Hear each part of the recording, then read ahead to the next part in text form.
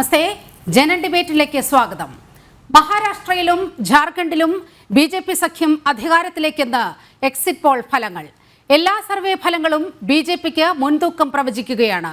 മഹാരാഷ്ട്രയിൽ 48% വരെ വോട്ട് നേടി BJP ഏറ്റവും വലിയ ഒറ്റക്കക്ഷിയായി നേടുമെന്ന് പോൾ ഫലങ്ങൾ പ്രവചിക്കുന്നു. ജാർഖണ്ഡിലും മിന്നും ജയമാണ് പ്രവചിക്കുന്നത്. കേരള രാഷ്ട്രീയത്തിലെ തന്നെ ഏറ്റവും സംഭവബഹുലമായ പ്രചാരണ കാലയളവിന് ശേഷമുള്ള പാലക്കാട്ടെ വിധിയെഴുത്ത് 3 മുന്നണികൾക്കും നിർണായകമാണ്. വോട്ടെടുപ്പ് കഴിഞ്ഞതിന്റെ തൊട്ടു പിന്നാലെ പാലക്കാട്ടെ ജയം ഉറപ്പെന്ന് ഫേസ്ബുക്കിലൂടെ പങ്കുവച്ചിരിക്കുകയാണ് BJP സംസ്ഥാന അധ്യക്ഷൻ K. സുരേന്ദ്രൻ. UDF 3-ാം സ്ഥാനത്തേക്കെന്നും BJPയുടെ വിലയിരുത്തൽ. സമഗ്രമായി നോക്കാം ജനം ഡിബേറ്റിൽ. ഈ ചർച്ചയിൽ അതിഥികളായി പങ്കെടുക്കുന്നത് BJP പ്രതിനിധി യുവരാജ് ഗോകുൽ, കോൺഗ്രസ് പ്രതിനിധി അഡ്വക്കേറ്റ് സേനാപതി വേണു, സാമൂഹിക നിരീക്ഷകൻ ഡോക്ടർ മോഹൻ വർഗീസ്, ഇടത് നിരീക്ഷകൻ ഡോക്ടർ B. ജയരാജ് എന്നിവരാണ് ഈ ചർച്ചയെ സമഗ്രമായി അപഗ്രഥിക്കാൻ ഇവിടെ വന്നിരിക്കുന്നത്. ആദ്യം ശ്രീ യുവരാജ് ഗോകുലിലേക്കാണ്. ശ്രീ യുവരാജ് ഗോകുൽ, BJPയെ സംബന്ധിച്ച് വലിയ ആത്മവിശ്വാസം നിറയ്ക്കുന്ന സർവേ ഫലങ്ങൾ പുറത്തു വന്നിരിക്കുകയാണ്. മഹാരാഷ്ട്രയിൽ എല്ലാ സർവേ ഫലങ്ങളും പ്രവചിക്കുന്നത് അവിടെ മഹായുതി അധികാരത്തിൽ വരും. ആ ലോക്സഭാ തെരഞ്ഞെടുപ്പിൽ ഒരൽപ്പം മങ്ങലേറ്റിട്ടുണ്ടെങ്കിൽ ഈ നിയമസഭാ തെരഞ്ഞെടുപ്പിൽ മഹായുതി അത് തിരിച്ചുപിടിക്കുകയാണ് എന്ന സർവേ ഫലങ്ങളാണ് പുറത്തു വന്നിരിക്കുന്നത്. JMMനെ തൂത്തെറിഞ്ഞുകൊണ്ട് BJP അധികാരത്തിൽ വരും ജാർഖണ്ഡിൽ എന്നുള്ള പ്രവചനവും വരുന്നു. പക്ഷേ അപ്പോഴും ചില സർവേ ഫലങ്ങൾ JMMന് അനുകൂലമായ ഫലങ്ങളും പുറത്തുവിടുന്നുണ്ട്. നമുക്ക് സമഗ്രമായി നോക്കിയാൽ BJPക്ക് വലിയ ആത്മവിശ്വാസം തരുന്ന സർവേ ഫലങ്ങളല്ലേ ഇപ്പോൾ പുറത്തു വന്നിരിക്കുന്നത്? ഫലങ്ങളിലേക്ക് ഞാൻ അതിനെ ചുരുക്കി കാണുന്നില്ല. കാരണം ഒന്ന്, ഈ 2024 ലോക്സഭാ തെരഞ്ഞെടുപ്പ് കഴിഞ്ഞിട്ടുള്ള എക്സിറ്റ് പോൾ ഫലങ്ങൾ നമ്മളെല്ലാവരും കണ്ടത് തന്നെയാണ്.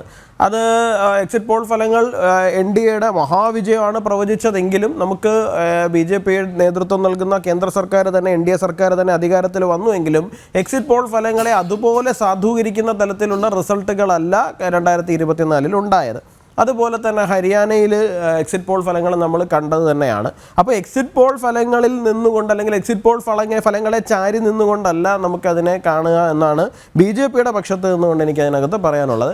BJPയെ സംബന്ധിച്ചിടത്തോളം BJP വ്യക്തമായിട്ടുള്ള ഹാർഡ് വർക്ക് അവിടെ ചെയ്തിട്ടുണ്ട്, ഹോംവർക്ക് അവിടെ ചെയ്തിട്ടുണ്ട്.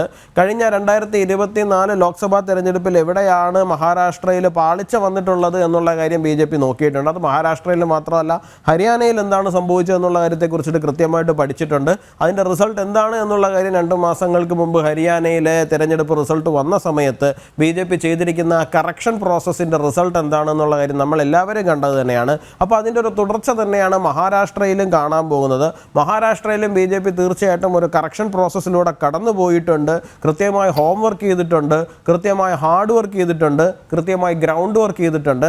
അതിൻ്റെ റിസൾട്ട് ഇത്തരത്തിൽ തന്നെ ഉണ്ടാകുമെന്ന് തന്നെയാണ് ഞങ്ങൾ മഹാരാഷ്ട്രയെ സംബന്ധിച്ചിടത്തോളം പ്രതീക്ഷിക്കുന്നത്. ജാർഖണ്ഡിലേക്ക് വരുമ്പോൾ ജാർഖണ്ഡിൽ പ്രാദേശികമായിട്ട് ഒരുപാട് വിഷയങ്ങൾ നിൽക്കുന്നുണ്ടായിരുന്നു. ഇപ്പോൾ ഉദാഹരണം പറഞ്ഞു കഴിഞ്ഞാൽ ആ സന്താൽ പാൻഖർ മേഖലയുണ്ട്.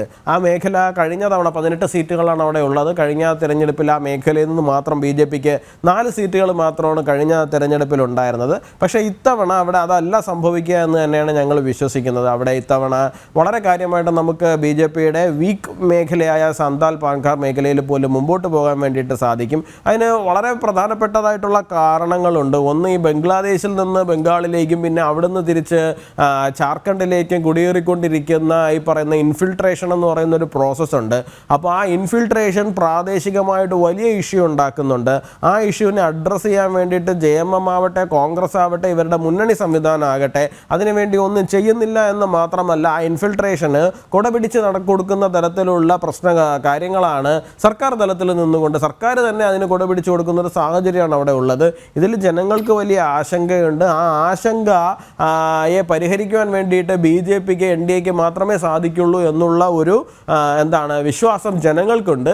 അത് തീർച്ചയായിട്ടും ജാർഖണ്ഡിലും BJP വീക്കായി നിൽക്കുന്ന മേഖലകളിൽ ഉൾപ്പെടെ വലിയ മേൽക്കൈ തരുമെന്ന് തന്നെയാണ് പ്രതീക്ഷിക്കുന്നത്. അതുപോലെ തന്നെ BJPയുടെ സ്ട്രോങ് ഹോൾഡുകളിൽ BJP വളരെ കാര്യമായി മുമ്പോട്ട് പോവുകയും ചെയ്യും.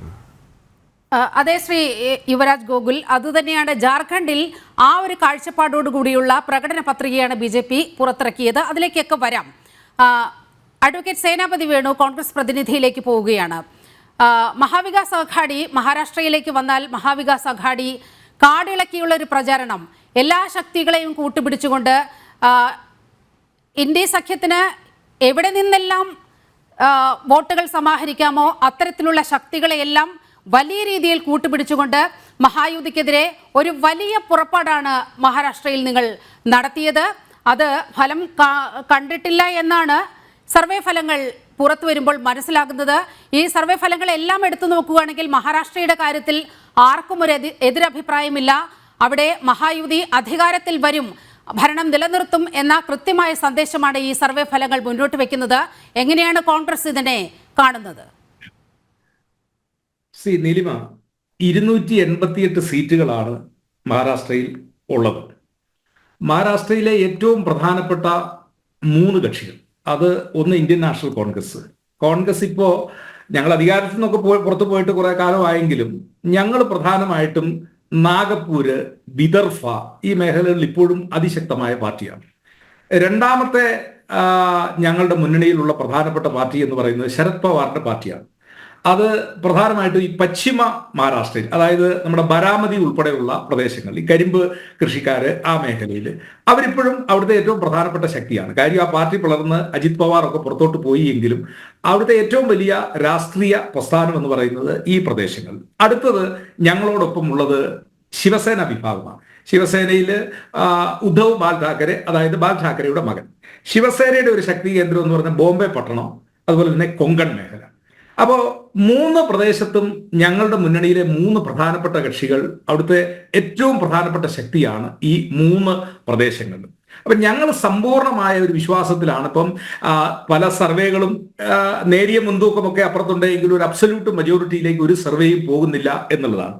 ഇവിടെ മഹാരാഷ്ട്രയിലെ തന്നെയുള്ള ഒരു പ്രാദേശിക സർവേ ടീം അവര് വളരെ ഗഹനമായിട്ട്, കാരണം ലോക്കൽ സർവേ നടത്തിയ ലോക്ഷാഹി മറാഠി എന്ന് പറയുന്നത് ഒരു കേവല ഭൂരിപക്ഷം അല്ലെങ്കിൽ ഭൂരിപക്ഷത്തിനടുത്ത്, അതായത് 288ന്റെ പകുതി അതിനോട് ചേർന്ന ഒരു സംഖ്യയിലേക്ക് ഇന്ത്യ സഖ്യം വരുമെന്നുള്ള ഒരു പ്രവചനം അവിടെ നടക്കുകയുണ്ടായി. ഇനി ഞാൻ എൻ്റെ ബഹുമാന്യ സ്നേഹിതൻ യുവരാജ് ഗോകുലൂടെ പറഞ്ഞ്, കഴിഞ്ഞ പാർലമെന്റ് തെരഞ്ഞെടുപ്പിൽ മഹാരാഷ്ട്രയിൽ ഇവരുടെ ഒരു പ്രതീക്ഷ എന്ന് പറയുന്നത് 40-ലധികം സീറ്റുകളാണ്, 48-ല്. പക്ഷെ അവസാനം കിട്ടി വന്നു കഴിഞ്ഞപ്പോൾ 20-ൽ താഴെ, 17ആണോ 18ആണോ സബ്ജക്ട് ടു കറക്ഷൻ കിട്ടിയത്. അപ്പോ ഇവർ പ്രതീക്ഷിച്ചതിനപ്പുറത്തേക്ക് ഒരു മുന്നേറ്റം ഉണ്ടാക്കാനായിട്ട് ഇത് കഴിഞ്ഞു. ഇനി 2019 വളരെ രസകരമായ ഒരു മുദ്രാവാക്യം ഉണ്ടായിരുന്നു മഹാരാഷ്ട്രയിൽ. അപ്പോ മഹാരാഷ്ട്രയിലെ BJP-കാർ എന്ന് വിളിക്കുന്ന ഒരു മുദ്രാവാക്യം എന്ന് പറഞ്ഞാൽ വഹാം നരേന്ദർ എന്ന് പറഞ്ഞാൽ ഡൽഹിയിൽ നരേന്ദ്രമോദി, യഹാം ദേവേന്ദർ ഇവിടെ ദേവേന്ദ്ര ഫഡ്നാവിസ്, അതായിരുന്നു അന്നത്തെ മുദ്രാവാക്യം.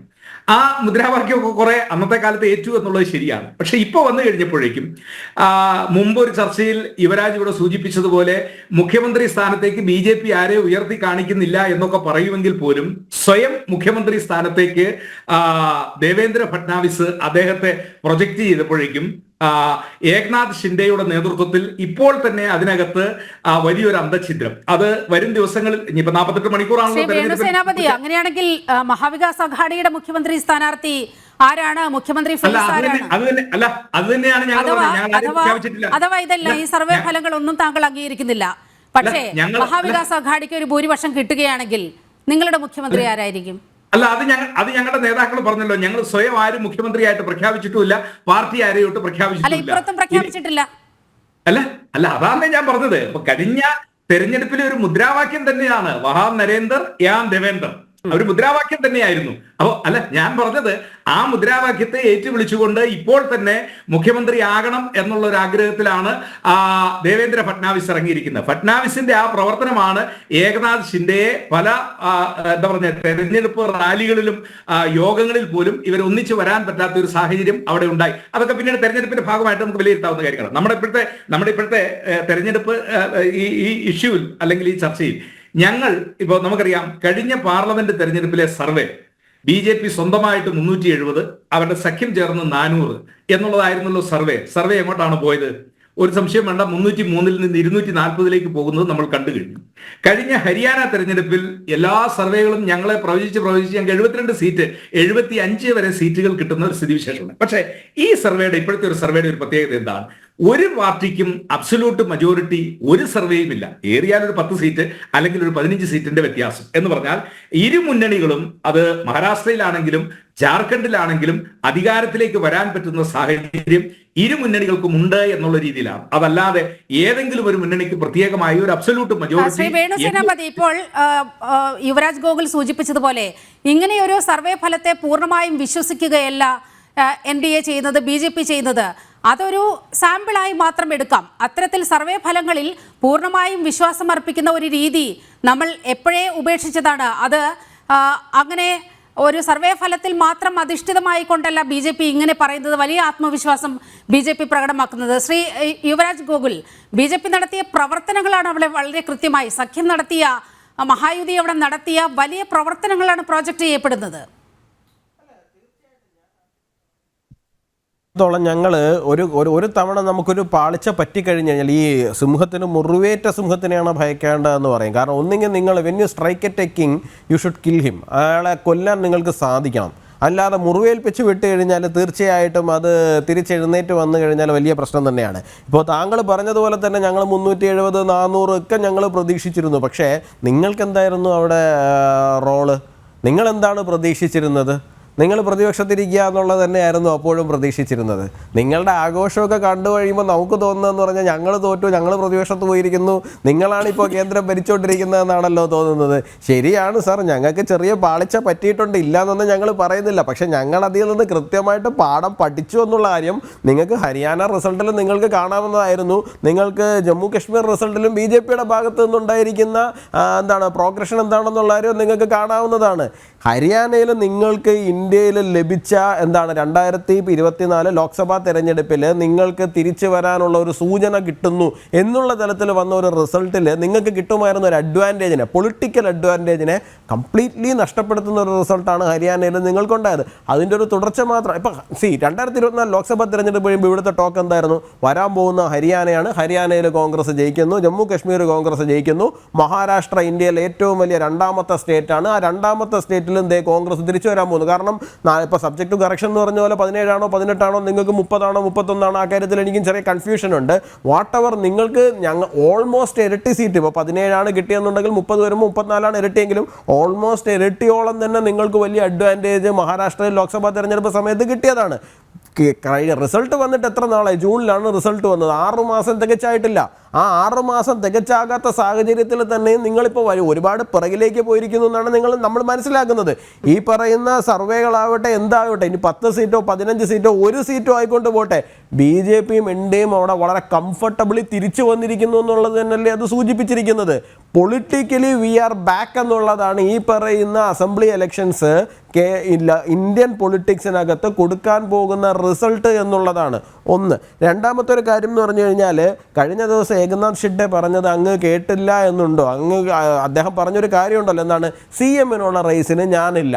ഇത് തന്നെയാണ് ദേവേന്ദ്ര ഫഡ്നാവിസും അപ്പുറത്ത് പറയുന്നത്, എന്താണ്? CM-നുള്ള റേസിൽ ഞാനില്ല എന്നുള്ള കാര്യം. അപ്പോൾ BJPക്കകത്തുള്ള പ്രമുഖരായിട്ടുള്ള നേതാക്കൾ അല്ലെങ്കിൽ NDAക്കകത്തുള്ള പ്രമുഖരായ നേതാക്കൾ പറയുന്നത് ഞങ്ങൾ ആരും റേസിലില്ല എന്നുള്ള കാര്യം തന്നെയാണ്. ഇനി ദേവേന്ദ്ര ഫഡ്നാവിസിന് മുഖ്യമന്ത്രി ആകണമെന്നുണ്ടായിരുന്നുണ്ടെങ്കിൽ അത് കഴിഞ്ഞ തവണ തന്നെ ആകാമായിരുന്നല്ലോ. ഏകനാഥ് ഷിൻഡെ തന്നെ പറയുന്നുണ്ട്, ഞാൻ ഒരിക്കലും പ്രതീക്ഷിച്ചില്ല എന്നെ മുഖ്യമന്ത്രി ആക്കിയിട്ട് BJP പ്രഖ്യാപിക്കുക എന്നുള്ള കാര്യം ഞാൻ ഒരു കാലത്തും പ്രതീക്ഷിച്ചില്ല എന്നാണ് ഏകനാഥ് ഷിൻഡെ തന്നെ പറയുന്നത്. അപ്പോൾ അന്ന് തന്നെ വേണമെങ്കിൽ ദേവേന്ദ്ര ഫഡ്നാവിസിന് മുഖ്യമന്ത്രിയാകാവുന്ന സാഹചര്യം ഉണ്ടായിരുന്നില്ലേ? ഇനി മസ്റ്റ് വിന്നായിട്ട് വരുന്ന ഒരു തെരഞ്ഞെടുപ്പിനെ സംബന്ധിച്ചിടത്തോളം ആ തെരഞ്ഞെടുപ്പിനകത്ത് പരസ്പരം അന്തഛിദ്രം ഉണ്ടാക്കിയിട്ട് വേണോ അദ്ദേഹത്തിന് ഇനി ഷിൻഡെ മറിച്ചിട്ടിട്ട് അദ്ദേഹത്തിന് മുഖ്യമന്ത്രിയായിട്ട് വരാൻ വേണ്ടിയിട്ട്? പിന്നെ അങ്ങ് ഇപ്പോൾ എനിക്ക് മനസ്സിലാകുന്നുണ്ട്, മഹാരാഷ്ട്രയിലെ പ്രധാന 3 കക്ഷികളെന്ന് പറഞ്ഞിട്ട് അങ്ങ് ആദ്യം പറഞ്ഞ പാർട്ടിയുടെ പേര് കോൺഗ്രസ് എന്നാണ്. രണ്ടാമത് അങ്ങ് പറഞ്ഞു ശരത് പവാർ നേതൃത്വം നൽകുന്ന NCP എന്ന് പറഞ്ഞു. മൂന്നാമതാണ് ഉദ്ധവ് താക്കറെയുടെ ശിവസേന എന്ന് പറഞ്ഞത്. ഈ കാര്യം നിങ്ങൾക്കറിയാമെന്നുണ്ടെങ്കിൽ ഞാൻ ചോദിക്കുന്നത്, കഴിഞ്ഞ പാർലമെന്റ് തെരഞ്ഞെടുപ്പിൽ ഏറ്റവും അധികം സീറ്റ് നിങ്ങൾ മത്സരിക്കാൻ കൊടുത്തിരിക്കുന്ന പാർട്ടി ശിവസേനയാണ്. ഉദ്ധവ് താക്കറെയുടെ 21 സീറ്റാണ് കൊടുത്തത്. നിങ്ങൾ കോൺഗ്രസ് പോലും അത്രയും സീറ്റിൽ മത്സരിച്ചിട്ടില്ല എന്നേ. NCP വെറും 10 സീറ്റിൽ മാത്രമാണ് അവിടെ മത്സരിച്ചിരിക്കുന്നത്. അപ്പോൾ ക്രൊണോളജി ആ ഓർഡറിൽ പോലും നിങ്ങൾ പറയുമ്പോൾ നിങ്ങൾക്ക് ശിവസേനയോടുള്ള അവജ്ഞ കേരളത്തിലിരിക്കുന്ന കോൺഗ്രസ്, നിങ്ങളുടെ സ്വന്തം സഖ്യകക്ഷിയായിട്ടുള്ള ശിവസേനയോടുള്ള അവജ്ഞ, അതായത് ആ സഖ്യത്തിനകത്ത് നിലവിലുള്ള ഏറ്റവും വലിയ പാർട്ടി ആയതുകൊണ്ടായിരിക്കണമല്ലോ അവർക്ക് ഏറ്റവും അധികം സീറ്റ് നിങ്ങൾ ലോക്സഭാ തെരഞ്ഞെടുപ്പിൽ മത്സരിക്കാൻ വേണ്ടി കൊടുത്തത്. അവര് ആ സഖ്യത്തിനകത്തുള്ള മൂന്നാമത്തെ മാത്രം പാർട്ടിയാണെന്ന് നിങ്ങൾ പറയുമ്പോൾ നിങ്ങൾക്ക് അവരോടുള്ള അവജ്ഞ ഇവിടെ ഇരുന്ന് തന്നെ വ്യക്തമാണ്. അപ്പോൾ സ്വാഭാവികമായിട്ടും മഹാരാഷ്ട്രയിൽ എന്തായിരിക്കും സംഭവിക്കുന്നത് എന്നുള്ള കാര്യത്തെ കുറിച്ചിട്ട് നമുക്ക് നല്ല ധാരണയുണ്ട്. ഇതിലും വലിയ അന്തചിത്രങ്ങൾ ഇൻഫൈറ്റിംഗ് ആയിരിക്കും അവിടെ നടക്കാൻ പോകുന്നത്. റിസൾട്ട് വരുമ്പോൾ വ്യക്തമാവുമല്ലോ. അതെ, ഈ NCPയും ശിവസേനയും വേർപിരിഞ്ഞതിന് ശേഷം നടക്കുന്ന ആദ്യത്തെ ഒരു നിയമസഭാ തെരഞ്ഞെടുപ്പാണ്. ശ്രീ ഡോക്ടർ ബി ജയരാജിലേക്ക് പോവുകയാണ്. ഇടത് നിരീക്ഷകനാണ്. വലിയ തരത്തിൽ ഇന്ത്യ സഖ്യം അവിടെ എല്ലാ തരത്തിലുമുള്ള വർഗീയതയടക്കമുള്ള വിഷയങ്ങൾ ചൂണ്ടിക്കാട്ടിക്കൊണ്ടാണ് ഈ തെരഞ്ഞെടുപ്പിനെ നേരിട്ടത്. ഈ വഖഫ് പ്രശ്നം വലിയ രീതിയിൽ അവിടെ ചർച്ച ചെയ്യപ്പെട്ടു. അവിടെ മുസ്ലിം സംഘടനകൾ ഇന്ത്യ സഖ്യത്തിന് മുന്നിൽ വലിയ സമ്മർദ്ദം സൃഷ്ടിക്കുന്ന ഒരു സാഹചര്യമൊക്കെ ഉണ്ടായി. വലിയ സന്നാഹമാണ് നിങ്ങൾ ഈ തെരഞ്ഞെടുപ്പിൽ അവിടെ ഇന്ത്യ സഖ്യം അവിടെ കാഴ്ചവെച്ചത്. അതുകൊണ്ട് എന്തെങ്കിലും ഫലമുണ്ടായി എന്ന് ഈ ഘട്ടത്തിൽ വിശ്വസിക്കുന്നുണ്ടോ?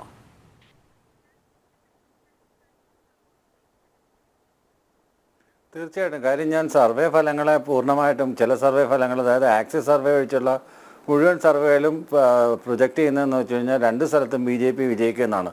അതിനകത്തൊന്നും ഞാൻ വലിയ പ്രാധാന്യമൊന്നും കൊടുക്കുന്നില്ല. കാര്യം കുറേ നാളുകളായിട്ടുള്ള സർവേ ഫലങ്ങളുടെ റിസൾട്ടുകൾ അങ്ങനെയൊന്നും അല്ല വരുന്നത്. സർവേ ഫലങ്ങളല്ലാതെ നമ്മൾ വസ്തുനിഷ്ഠ യാഥാർത്ഥ്യം എടുത്തു വെച്ച് നോക്കുകയാണെന്നുണ്ടെങ്കിൽ എന്താണ് കാണാൻ പോകുന്നതെന്ന് വെച്ചാൽ ജാർഖണ്ഡിൽ NDA മുന്നണി പിന്നിലേക്ക് പോവുകയും അവിടെ ഇന്ത്യ മുന്നണി അധികാരത്തിലേക്ക് വരാനുള്ള സാധ്യതകൾ വളരെ കൂടുതലാണ്. അതുപോലെ തന്നെയാണ് മഹാരാഷ്ട്രയിലെ സ്ഥിതി. മഹാരാഷ്ട്രയിലെ സ്ഥിതിക്ക് ഒരു വ്യത്യാസമുണ്ട്. എന്താണെന്ന് വെച്ച് കഴിഞ്ഞാൽ നേരിയ ഭൂരിപക്ഷത്തിലായിരിക്കും ഇന്ത്യ മുന്നണി വരുന്നത്. ആ നേരിയ ഭൂരിപക്ഷം ഉണ്ടായിക്കഴിഞ്ഞാൽ BJPയിൽ നിന്ന് മാറി വന്ന കുറേ ആളുകൾ, സീറ്റ് മോഹികളായിട്ടുള്ള കുറേ ആളുകൾ കോൺഗ്രസ്സിലുണ്ട്. അത്തരം ആളുകളെ പെട്ടെന്ന് അവിടെ ഒരു കുതിര കച്ചവടം നടക്കാനുള്ള സാധ്യത വളരെ കൂടുതലാണ്. റിസോർട്ട് പൊളിറ്റിക്സൊക്കെ ഇനി നമ്മൾ കാണാൻ പോകുന്നതേ ഉള്ളൂ. അതുകൊണ്ട് ഇപ്പോൾ BJPക്ക് ഹാർഡ് വർക്കും ഹോംവർക്കും മാത്രമല്ല സ്മാർട്ട് വർക്കും നന്നായിട്ട് അറിയാം. സ്മാർട്ട് വർക്കിൽ പെട്ടതാണ് ഈ റിസോർട്ട് പൊളിറ്റിക്സ്. ആളുകൾ ഗോവയിലൊക്കെ നമുക്ക് മുഴുവൻ വിലക്ക് മേടിച്ചാൽ അറിയാമല്ലോ. അതുപോലെയുള്ള സാധ്യതകളൊക്കെയാണ് അവിടെ തുറന്നിടുന്നത്. അതിനി വരും ദിനങ്ങളിൽ നമ്മൾ കാണാൻ പോകുന്നതേ ഉള്ളൂ. പക്ഷേ അവിടുത്തെ യാഥാർത്ഥ്യ ഇൻഫിൽട്രേഷൻ എന്ന് പറയുന്നത് ബംഗ്ലാദേശുമായിട്ട് നമുക്കൊരു ഓപ്പൺ ഡോർ പോളിസി ഉണ്ട്. അതുകൊണ്ടാണ് ഇൻഫിൽട്രേഷൻ്റെ വിഷയത്തിൽ ജാർഖണ്ഡിൽ ഇത്തവണ BJP നടത്തിയൊരു മൂവ് എന്താണെന്ന് വെച്ച് കഴിഞ്ഞാൽ അവിടെ ഈ സന്താൾ ഗോത്രവർഗ്ഗക്കാരുടെ ഇടയിൽ സന്താൾ ഗോത്രവർഗ്ഗക്കാരുടെ കൂടെയാണ് തങ്ങളെന്ന് സ്ഥാപിക്കാൻ വേണ്ടി അവിടെ മുണ്ടയുടെ പ്രതിമ സ്ഥാപിക്കുകയും മറ്റു കാര്യങ്ങളും ആ ഒരു ദിനം ആചരിക്കുകയൊക്കെ ചെയ്തു. അതൊരു എന്താണ് അതിന് പറയുന്നത്, സന്താൾ സമരം. ഇപ്പോൾ സന്താൾ സമരം എന്നൊക്കെ പറയുമ്പോൾ സ്വാതന്ത്ര്യ സമരങ്ങൾ ഏറ്റവും ആദ്യത്തെ സമരമായിട്ട് രേഖപ്പെടുത്തുന്നതാണ് സന്താൾ ഗോത്രവർഗത്തിൻ്റെ സമരം. അപ്പോൾ സന്താൾ ഗോത്രവർഗ്ഗക്കാരിൽപ്പെട്ട ഒരാൾ പ്രസിഡൻ്റായിട്ട് വയ്ക്കുക, പിന്നെ സന്താൾ ഗോത്രവർഗ്ഗങ്ങളുടെ ഇടയിൽ ഒരു പ്രവർത്തനം നടത്തുക. അങ്ങനെ ജാർഖണ്ഡിലേക്ക് ഒരു പാലം നിർമ്മിക്കുകയായിരുന്നു കുറേ നാളായിട്ട്. അത് ഇന്നും ഇന്നലെ തുടങ്ങിയ പ്രവർത്തിയൊന്നുമല്ല, കുറേ നാളായിട്ട് ശ്രമിച്ചുകൊണ്ടിരിക്കുന്നതാണ്. അത് എത്രമാത്രം ഗോത്രവർഗ്ഗങ്ങൾക്കിടയിൽ സ്വാധീനം ചെലുത്താൻ കഴിയുമെന്നൊക്കെ ഈ തെരഞ്ഞെടുപ്പിൽ. പിന്നെ BJPക്കുള്ള അവിടെയുള്ള ഒരേ ഒരു അഡ്വാൻറ്റേജ് എന്ന് പറയുന്നത് ഈ ഷിബു സോറൻ്റെ മുമ്പുണ്ടായിരുന്ന അദ്ദേഹത്തിൻ്റെ പിതാവിൻ്റെ പേരിലുണ്ടായിരുന്ന ആദ്യത്തെ ഈ അട്ടിമറി കേസ് അറിയാമല്ലോ, ഈ സീറ്റ് വിലക്ക് മേടിച്ച കേസ്. ആദ്യമായിട്ട് നരസിംഹറാവു സർക്കാരിന് ഭൂരിപക്ഷം ഉണ്ടാക്കാനായിട്ട്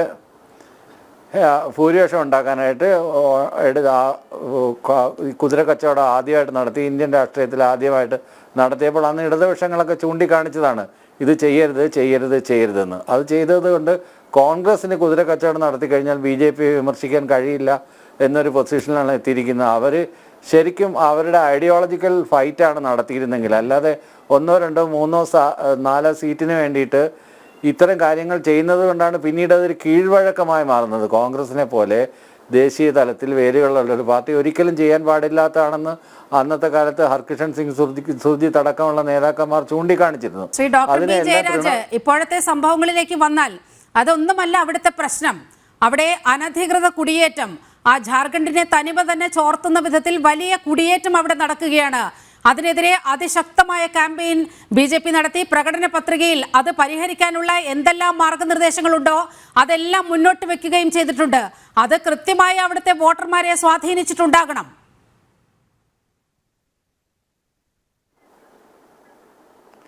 തീർച്ചയായിട്ടും കുടിയേറ്റം മാത്രമല്ല അവിടുത്തെ പ്രശ്നം. ബംഗാളിൽ നിന്നുള്ള തൊഴിലാളികൾ ധാരാളമായിട്ട് അവിടെ വരുന്നുണ്ട്, ബംഗ്ലാദേശി തൊഴിലാളികളും ധാരാളമായിട്ട് വരുന്നുണ്ട്. എവിടെയാണോ കൂടുതൽ അവർക്ക് സാധ്യതയുള്ളത് കേരളത്തിലും വരുന്നുണ്ടല്ലോ. കാര്യം മുമ്പ് തന്നെ നമുക്കറിയാം കേരളത്തിൽ നിന്ന് പല സംസ്ഥാനങ്ങൾ, ഇപ്പോൾ മഹാരാഷ്ട്രയിൽ പോയപ്പം ഈ ശിവസേന അടക്കമുള്ള ആളുകൾ അവിടുത്തെ മലയാളികളായിട്ടുള്ള തൊഴിലാളികളെ അടിച്ചോടിക്കുന്ന, അവിടെ കരിക്കച്ചവടക്കാരനെ മണ്ണിൻ്റെ മക്കൾ വാദം ഉന്നയിച്ചുകൊണ്ടാണല്ലോ ശിവസേന പോലൊരു പാർട്ടി ഉണ്ടായത് തന്നെ. അതിൻ്റെ ചരിത്രം എടുത്ത് പരിശോധിക്കുകയാണെങ്കിൽ കേരളത്തിൽ നിന്ന് ആസാമിലേക്ക് പണിക്കാർ പോയിട്ടുണ്ട്. ആസാം പണിക്കാരെന്നാണ്. അതുകൊണ്ട് ഒരു സംസ്ഥാനത്ത് നിന്ന് വേറെ സംസ്ഥാനത്തേക്ക് അല്ലെങ്കിൽ ഒരു രാജ്യത്ത് നിന്ന് വേറൊരു രാജ്യത്തേക്ക് വർക്കേഴ്സ് കുടിയേറുന്നതിനെ ഒരു വലിയ തെറ്റായിട്ടൊന്നും കാണാൻ പറ്റില്ല. കൂടുതൽ വർക്കുള്ള സ്ഥലത്ത്, മെച്ചപ്പെട്ട വേതനം കിട്ടുന്ന സ്ഥലത്ത്, സോഷ്യൽ സെക്യൂരിറ്റി ഉള്ള സ്ഥലത്തേക്കൊക്കെ ആളുകൾ കുടിയേറും. കൂടുതൽ കൺസ്ട്രക്ഷൻ ആക്ടിവിറ്റീസ് നടക്കുന്ന സ്ഥലത്ത് ഒക്കെ ഈ പറഞ്ഞ കണക്കുകൾ സെമി സ്കിൽഡ് അല്ലെങ്കിൽ അൺസ്കിൽഡ് ആയിട്ടുള്ള ലേബേഴ്സ് കുടിയേറാനുള്ള സാധ്യത വളരെ കൂടുതലാണ്. അത്തരത്തിലുള്ള ഒരു കുടിയേറ്റമായിട്ടാണ് അതിനെ കാണുന്നത്. അല്ലാതെ ബംഗ്ലാദേശിൽ നിന്ന് ഗേറ്റ് തുറന്നിട്ട് മുഴുവൻ ആളുകളും ബംഗാളികൾ വന്നിട്ട് ജാർഖണ്ഡിൽ പ്രശ്നം ഉണ്ടാക്കുന്നതെന്നൊന്നും അതിനെ ന്യൂനീകരിക്കുന്നതിനായിട്ട് ഒരർത്ഥമില്ല. പക്ഷേ ചർച്ച ചെയ്യാം. ജാർഖണ്ഡിനെ ബാധിച്ചിരിക്കുന്ന പ്രശ്നങ്ങൾ എന്താണെന്ന് നമുക്ക് അടുത്ത ഘട്ടത്തിലൊക്കെ ചർച്ച ചെയ്യാം. സാമൂഹിക നിരീക്ഷകൻ ഡോക്ടർ മോഹൻ വർഗീസിലേക്കാണ് പോകുന്നത്. ഡോക്ടർ മോഹൻ വർഗീസ്, നമ്മൾ ഈ ചർച്ചയ്ക്ക് മുമ്പായി നമ്മളൊന്ന് സംസാരിക്കുകയുണ്ടായി. അപ്പോൾ താങ്കൾ പറഞ്ഞൊരു കാര്യം, ജാർഖണ്ഡിൽ വളരെ കൃത്യമായ ഒരു മേൽക്കൈ BJPക്ക് വരാൻ പോകുകയാണ്. മഹാരാഷ്ട്രയുടെ കാര്യം, മഹാരാഷ്ട്രയിൽ എന്തും സംഭവിക്കാമെന്നാണ് അങ്ങ് ഒരു നിരീക്ഷണമായി എൻ്റെ മുന്നിൽ വെച്ചത്. പക്ഷേ സർവേ ഫലങ്ങൾ വന്നിരിക്കുകയാണ്. വളരെ കൃത്യമായ മെജോറിറ്റിയിലേക്ക് മഹായുതി അവിടെ എത്താൻ പോകുകയാണ്. അധികാരത്തിലേക്ക് NDA എത്തും എന്നുള്ള കൃത്യമായ സർവേ ഫലങ്ങൾ പുറത്തു വന്നിരിക്കുകയാണ്. എങ്ങനെയാണ് സർവേ ഫലങ്ങളെ താങ്കൾ ഉൾക്കൊള്ളുന്നത്? നീലിമ, മഹാരാഷ്ട്രയിൽ പുറത്തു വന്ന 6 സർവേ ഫലങ്ങളും ഏതാണ്ട് ഒരേ സ്വരത്തിൽ തന്നെ BJPക്ക് കൃത്യമായ ഭൂരിപക്ഷം പ്രവചിക്കുന്നു. ഒരു വലിയ ബ്രാക്കറ്റ് ഇട്ടിട്ടാണ്, റേഞ്ച് വളരെ കൂടുതലാണ്. ഒരു 20 സീറ്റുകൾ പ്ലസ് ഓർ മൈനസ് എന്ന് പറയുമ്പോൾ lower limit and upper limit തമ്മിൽ വലിയ വ്യത്യാസമാണ്. അതൊരു പക്ഷേ to be on a safer side poll ഏജൻസികൾ ചെയ്യുന്നതായിരിക്കാം എന്നാണ് എനിക്ക് തോന്നുന്നത്. ഇവിടെ ജാർഖണ്ഡ് മാറി നിൽക്കട്ടെ, മഹാരാഷ്ട്ര ആദ്യം പരിഗണിച്ചാൽ മഹാരാഷ്ട്രയിൽ ഇത് ഏറെക്കുറെ പ്രതീക്ഷിച്ചിരുന്നത് തന്നെയാണ്. കാരണം ഗൃഹപാഠം നന്നായി ചെയ്തിരിക്കുന്നു BJPയും മഹായുതി സഖ്യവും. കാരണം ഹരിയാന ഒരു ടെസ്റ്റ് ഡോസ് ആണെങ്കിൽ തീർച്ചയായും ഗ്രൗണ്ട് ലെവൽ അടിസ്ഥാനപരമായ വർക്ക് ചെയ്തിട്ടുണ്ടെങ്കിൽ, പ്രത്യേകിച്ച് RSSൻ്റെ പിന്തുണ കാര്യമായി ലഭിക്കുന്നു എങ്കിൽ തീർച്ചയായും BJPക്ക് ഒരു എഡ്ജ് ഉണ്ടാകുന്നത് സ്വാഭാവികമാണ്. ഇവിടെ വോട്ട് ഷെയറിൻ്റെ വ്യത്യാസം 2024 ലോക്സഭാ തെരഞ്ഞെടുപ്പാണ് ഒരു ബെഞ്ച് മാർക്കായി എടുക്കാവുന്നത്. ആ ലോക്സഭാ തെരഞ്ഞെടുപ്പിൽ തീർച്ചയായും മഹാവികാസ് അഗാദി, കോൺഗ്രസ്, ശിവസേന, ഉദ്ധവ് താക്കറെ, അതുപോലെ NCP ശരത് പവാർ വിഭാഗം ചേരുന്ന മഹാവികാസ് അഗാദിക്ക് മഹായുതി സഖ്യത്തേക്കാൾ കേവലം 1.6 കേവലം 0.3% അടുപ്പിച്ചുള്ള ഒരു മേൽക്കൈ മാത്രമേ ഉള്ളൂ. അത് നെഗ്ലിജിബിൾ ആണ്. പക്ഷേ സീറ്റുകൾ രണ്ടും നോക്കുമ്പോൾ 48-ൽ 31 സീറ്റുകളുമായി BJP സഖ്യത്തേക്കാൾ ബഹുഘാതം മുന്നേറി. പക്ഷേ ഇവിടെ ഈ ചെറിയ മാർജിൻ മറികടക്കാൻ ഭരണത്തിലിരിക്കുന്ന ഷിൻഡെ സർക്കാരിനെ വികസന പദ്ധതികളിലൂടെ സാധിച്ചു എന്ന് വേണം കരുതാൻ. ഈ റിസൾട്ട്, ഈ പോൾ പ്രൊജക്ഷൻസ് അതുപോലെ പ്രാവർത്തികമാവുകയാണെങ്കിൽ അതിനർത്ഥം ദി സൂപ്പർ ഹിറ്റ് എന്ന് പറയുന്നത് ലാഡ്കി ബഹൻ പദ്ധതി. എല്ലാ ഭവനങ്ങളിലും 21 വയസ്സ് കഴിഞ്ഞ സ്ത്രീകൾക്ക് 1500 രൂപ അവരുടെ അക്കൗണ്ടിൽ ഓരോ മാസം വരുമ്പോൾ അതൊരു ഫിക്സ്ഡ് ഇൻകമാണ്. അത് ചെറുതെങ്കിലും അത് കാര്യമായ ചലനമുണ്ടാക്കുന്നതാണ്. എന്നാൽ ഒരു അൺടെസ്റ്റഡ് ആണ് മഹാവികാസ് അഗാദിയുടെ 3000 രൂപ എന്ന് പറയുന്നത്. നോക്കൂ, മഹാരാഷ്ട്രയുടെ പൊതുക്കടമെന്ന് പറയുന്നത് 7 ലക്ഷം കോടിയാണ്. വലിയൊരു പൊതുക്കടമാണ്. അപ്പോൾ ഈ മൊത്തത്തിൽ ഒരു 9,000 കോടിയുടെ ഒരു വലിയ ബാധ്യതയാണ് മഹാരാഷ്ട്ര സർക്കാരിന് ഈ പദ്ധതിയിലൂടെ ഉണ്ടാകുന്നത്. അപ്പോൾ ഇതൊക്കെ യാഥാർത്ഥ്യങ്ങളായി നിൽക്കുമ്പോഴും ജനത്തെ സംബന്ധിച്ചിടത്തോളം ഒരു റിയലിസ്റ്റിക്കായി നോക്കുമ്പോൾ BJP സർക്കാർ പ്രോമിസ് ചെയ്തത് കുറേയൊക്കെ ഡെലിവർ ചെയ്തു എന്ന് കാണാം. അത് മാത്രമല്ല BJP അവിടുത്തെ പ്രധാനപ്പെട്ട കക്ഷിയാണ്. 151 സീറ്റിൽ മത്സരിച്ച 188-ൽ 151 സീറ്റിൽ മത്സരിച്ചു. മറ്റ് കക്ഷികൾ തീർച്ചയായും അജിത് പവാറിൻ്റെ കക്ഷിയാണ് അവിടുത്തെ ഒരു ലെയിം ഡക്ക് അല്ലെങ്കിൽ ഒരു വീക്ക് ലിങ്ക് എന്ന് പറയുന്നത്. അതേസമയം ഷിൻഡെ ശിവസേനയ്ക്ക് കാര്യമായ ഒരു സ്ട്രൈക്ക് റേറ്റ് ലോക്സഭാ തെരഞ്ഞെടുപ്പിലും കാണാൻ കഴിഞ്ഞു. കാരണം ഷിൻഡെയുടെ ശിവസേന മത്സരിച്ച 9 സീറ്റിൽ 7 സീറ്റിലും ജയിച്ചു വന്നു എന്ന് പറയുമ്പോൾ അതൊരു നല്ല ഒരു പ്രകടനമാണ് ലോക്സഭയിലും അവർ കാഴ്ചവെച്ചത്. പക്ഷേ അജിത് പവാറിൻ്റെ കക്ഷിയുടെ സ്ട്രൈക്ക് റേറ്റ് വളരെ കുറവാണ്. ലോക്സഭാ തെരഞ്ഞെടുപ്പ് ഒരു ബെഞ്ച് മാർക്കാണെങ്കിൽ 4-ൽ 1 സീറ്റാണ് അവർ ജയിച്ചത്. അതുകൊണ്ട് ഇപ്രാവശ്യവും അജിത് പവാറിൻ്റെ കക്ഷി ലേശം പിന്നോട്ട് പോകാനുള്ള സാധ്യതയുണ്ട്. പക്ഷേ മുംബൈ കൊങ്കൺ മേഖലയിൽ ശിവസേന ഷിൻഡെ വിഭാഗത്തിന് ഒരുപക്ഷെ ശിവസേന ഉദ്ധവ് വിഭാഗത്തേക്കാൾ ചെറിയ മേൽക്കൈ ഉണ്ടാവുകയാണെങ്കിൽ ഈ പറയുന്ന നമ്പേഴ്സ് കറക്റ്റാണ്. 75 സീറ്റിലാണ് കോൺഗ്രസും BJPയും നേർക്കുനേർ മത്സരിക്കുന്നത്. അതിൽ തന്നെ 45ഓളം സീറ്റുകൾ വിദർഭ മേഖലയിലാണ്. അവിടെ രണ്ട് കക്ഷികളും ഏതാണ്ട് ഒപ്പത്തിനൊപ്പം നിൽക്കുകയാണ്. പക്ഷേ വിദർഭ മേഖലയിൽ നിന്നാണ് ഫഡ്നാവിസ് വരുന്നതെന്ന് ഓർക്കണം. BJP നേതാവ് മുഖ്യമന്ത്രി ആകാൻ സാധ്യത കൽപ്പിക്കപ്പെടുന്ന ഫഡ്നാവിസ് വരുന്നത് ആ മേഖലയിൽ നിന്നാണ്. അതുപോലെ തന്നെ BJPയുടെ മുൻ ദേശീയ പ്രസിഡന്റ് വരുന്നതും അവിടെ നിന്നാണ്.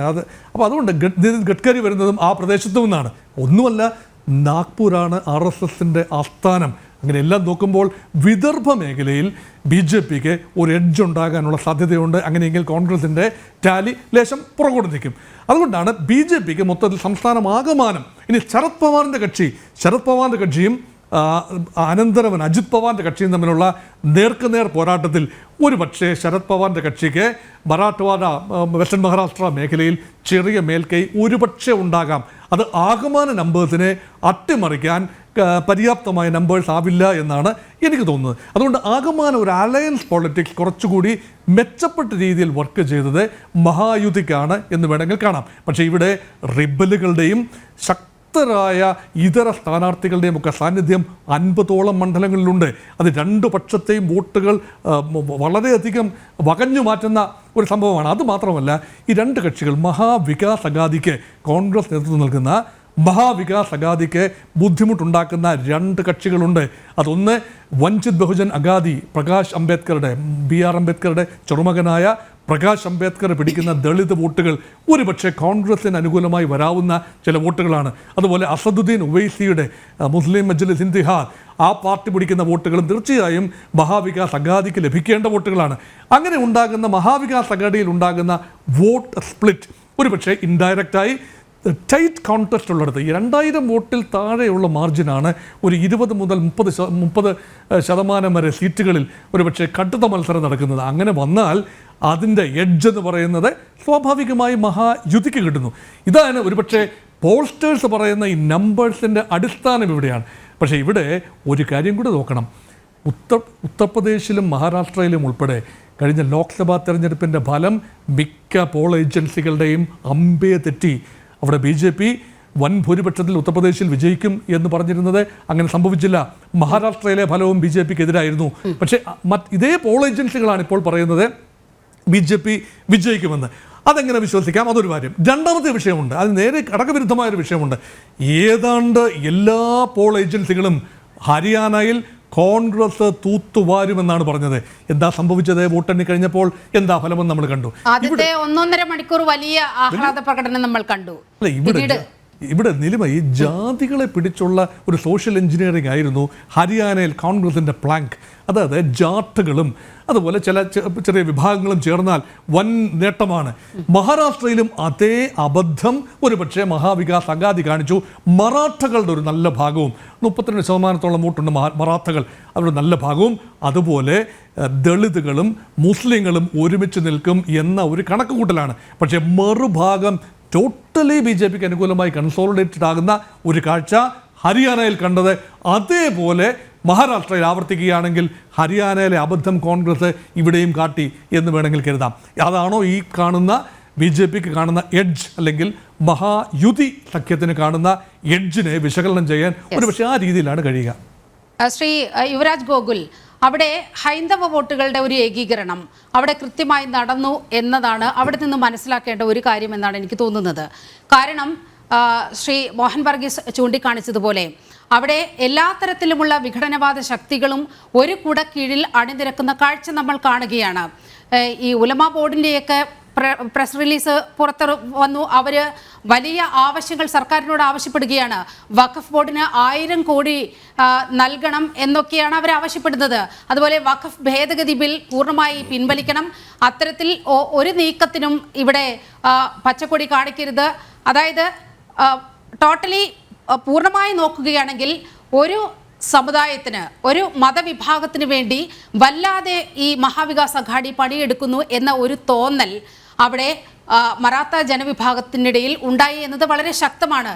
നേരത്തെ ശ്രീ മോഹൻ വർഗീസ് സൂചിപ്പിച്ചതുപോലെ RSSൻ്റെയൊക്കെ ഒരു സംഘടനാശേഷി അവിടെ വളരെ കൃത്യമായി, സംഘത്തിൻ്റെയൊക്കെ ഒരു സംഘടനാശേഷി അവിടെ കൃത്യമായി വിനിയോഗിക്കപ്പെട്ടു. ഒറ്റയ്ക്ക് നിന്നാൽ നമുക്കെന്തും ഒറ്റക്കെട്ടായി നിന്നാൽ നമുക്കെല്ലാം സാധ്യമാകും, വിഘടിച്ചു നിന്നാൽ എല്ലാം നഷ്ടമാകും എന്ന വലിയ മുദ്രാവാക്യമാണ് അവിടെ മഹായുതി വോട്ടർമാർക്ക് മുന്നിൽ വച്ചത്. അത് ഫലം കണ്ടിട്ടുണ്ടാകും എന്നല്ലേ പ്രതീക്ഷിക്കേണ്ടത്? ഇതിനകത്ത് രാഹുൽ ഗാന്ധിയെ സംബന്ധിച്ചിടത്തോളം അദ്ദേഹം കഴിഞ്ഞ ലോക്സഭാ തെരഞ്ഞെടുപ്പ് മുതൽ ഹരിയാന തെരഞ്ഞെടുപ്പിലൂടെ ഇപ്പോൾ മഹാരാഷ്ട്ര വരെ എടുത്തു വീശിയിരിക്കുന്ന ഒരു കാർഡുണ്ട്. ആ കാർഡ് ലോക്സഭാ തെരഞ്ഞെടുപ്പിൽ ഒരു പരിധി വരെ വിജയിക്കുന്നത് നമ്മൾ കണ്ടതാണ്. അതായത് ഈ കാസ്റ്റ് സെൻസസ് പറയുക, ഹിന്ദുക്കളെ ജാതി തിരിച്ച് വിഭജിക്കുവാനുള്ള പരിശ്രമം നടത്തുക.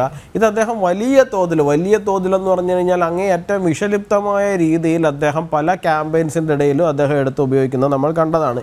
ഈവൻ പട്ടാളക്കാർക്കിടയിൽ പോലും അദ്ദേഹം ജാതി പറഞ്ഞ് ഭിന്നിപ്പുണ്ടാക്കുവാൻ വേണ്ടിയിട്ടുള്ള പരിശ്രമം അദ്ദേഹത്തിൻ്റെതായിട്ട് വരുന്നത് നമ്മൾ കണ്ടതാണ്. വളരെ ദൗർഭാഗ്യകരമായിരുന്നു അത്തരം കാര്യങ്ങളൊക്കെ. അത് ഹരിയാനയിൽ എത്തുമ്പോഴേക്കും അത് ചീറ്റിപ്പോയി. പക്ഷേ ആ ചീറ്റിപ്പോയത് കൊണ്ട് മാത്രം മഹാരാഷ്ട്രയിലേക്ക് എത്തിയപ്പോൾ അതിൻ്റെ ഇൻറ്റൻസിറ്റി, അദ്ദേഹം അത് ഉപയോഗിക്കുന്നതിൻ്റെ ഇൻറ്റൻസിറ്റി ഒരു അല്പം കുറഞ്ഞിട്ടുണ്ട് എന്നുണ്ടെങ്കിലും രാഹുൽ ഗാന്ധി എന്താണ് എന്നും അവരെന്താണ് ഉദ്ദേശിക്കുന്നതെന്നും വളരെ കൃത്യമായിട്ട് ഭൂരിപക്ഷ സമുദായത്തിൻ്റെ ഇടയിൽ, ഹിന്ദു സമുദായത്തിൻ്റെ ഇടയിൽ ജാതിഭേദമന്യേ എത്തുന്നതിന് വേണ്ടിയിട്ട് വലിയ ഹെൽപ്ഫുള്ളായിട്ടുണ്ട്. ലോക്സഭാ തെരഞ്ഞെടുപ്പിൽ അത് എന്തുകൊണ്ട് വിജയിച്ചു എന്ന് ചോദിച്ചു കഴിഞ്ഞാൽ BJP 400 അബ്കി ബാർ 400 പാർ എന്ന് പറയുന്ന ആ ഒരു സ്ലോഗൻ ഉപയോഗിച്ചത് കൊണ്ട് തന്നെ BJPയുടെ ഭാഗത്ത്, BJPയുടെ കേഡറിൻ്റെ ഭാഗത്ത് വലിയൊരു ഓവർ കോൺഫിഡൻസ് ഉണ്ടായിരുന്നു. നമ്മൾ എന്തായാലും ജയിക്കും, 400 സീറ്റിന് മുകളിൽ ജയിക്കാൻ പോവുകയാണെന്നുള്ളൊരു ഓവർ കോൺഫിഡൻസ് ഉണ്ടായിരുന്നു. ആ ഓവർ കോൺഫിഡൻസ് കുറേയൊക്കെ മടി അതിൻ്റെ അകത്തേക്ക് കൊണ്ടുവന്നിട്ടുണ്ട്.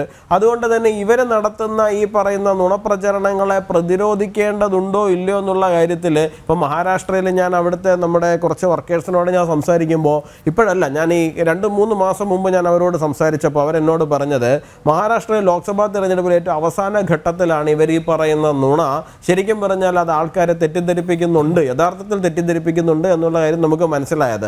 അതുകൊണ്ട് തന്നെ ലാസ്റ്റ് ലാപ്പിലേക്ക് എത്തുമ്പോഴേക്കും നമ്മൾ അതിനെ കൃത്യമായിട്ടും പഴുതടയ്ക്കാൻ വേണ്ടിയിട്ട് നമുക്ക് ശ്രമിച്ചിട്ടുണ്ട്. ആ ലാസ്റ്റ് ലാപ്പിലാണ് ഏറ്റവും അധികം അഡ്വാൻറ്റേജ് നമുക്ക് വന്നിരിക്കുന്നത് മഹാരാഷ്ട്രയിൽ എന്നാണ് അവരത് പറഞ്ഞത്.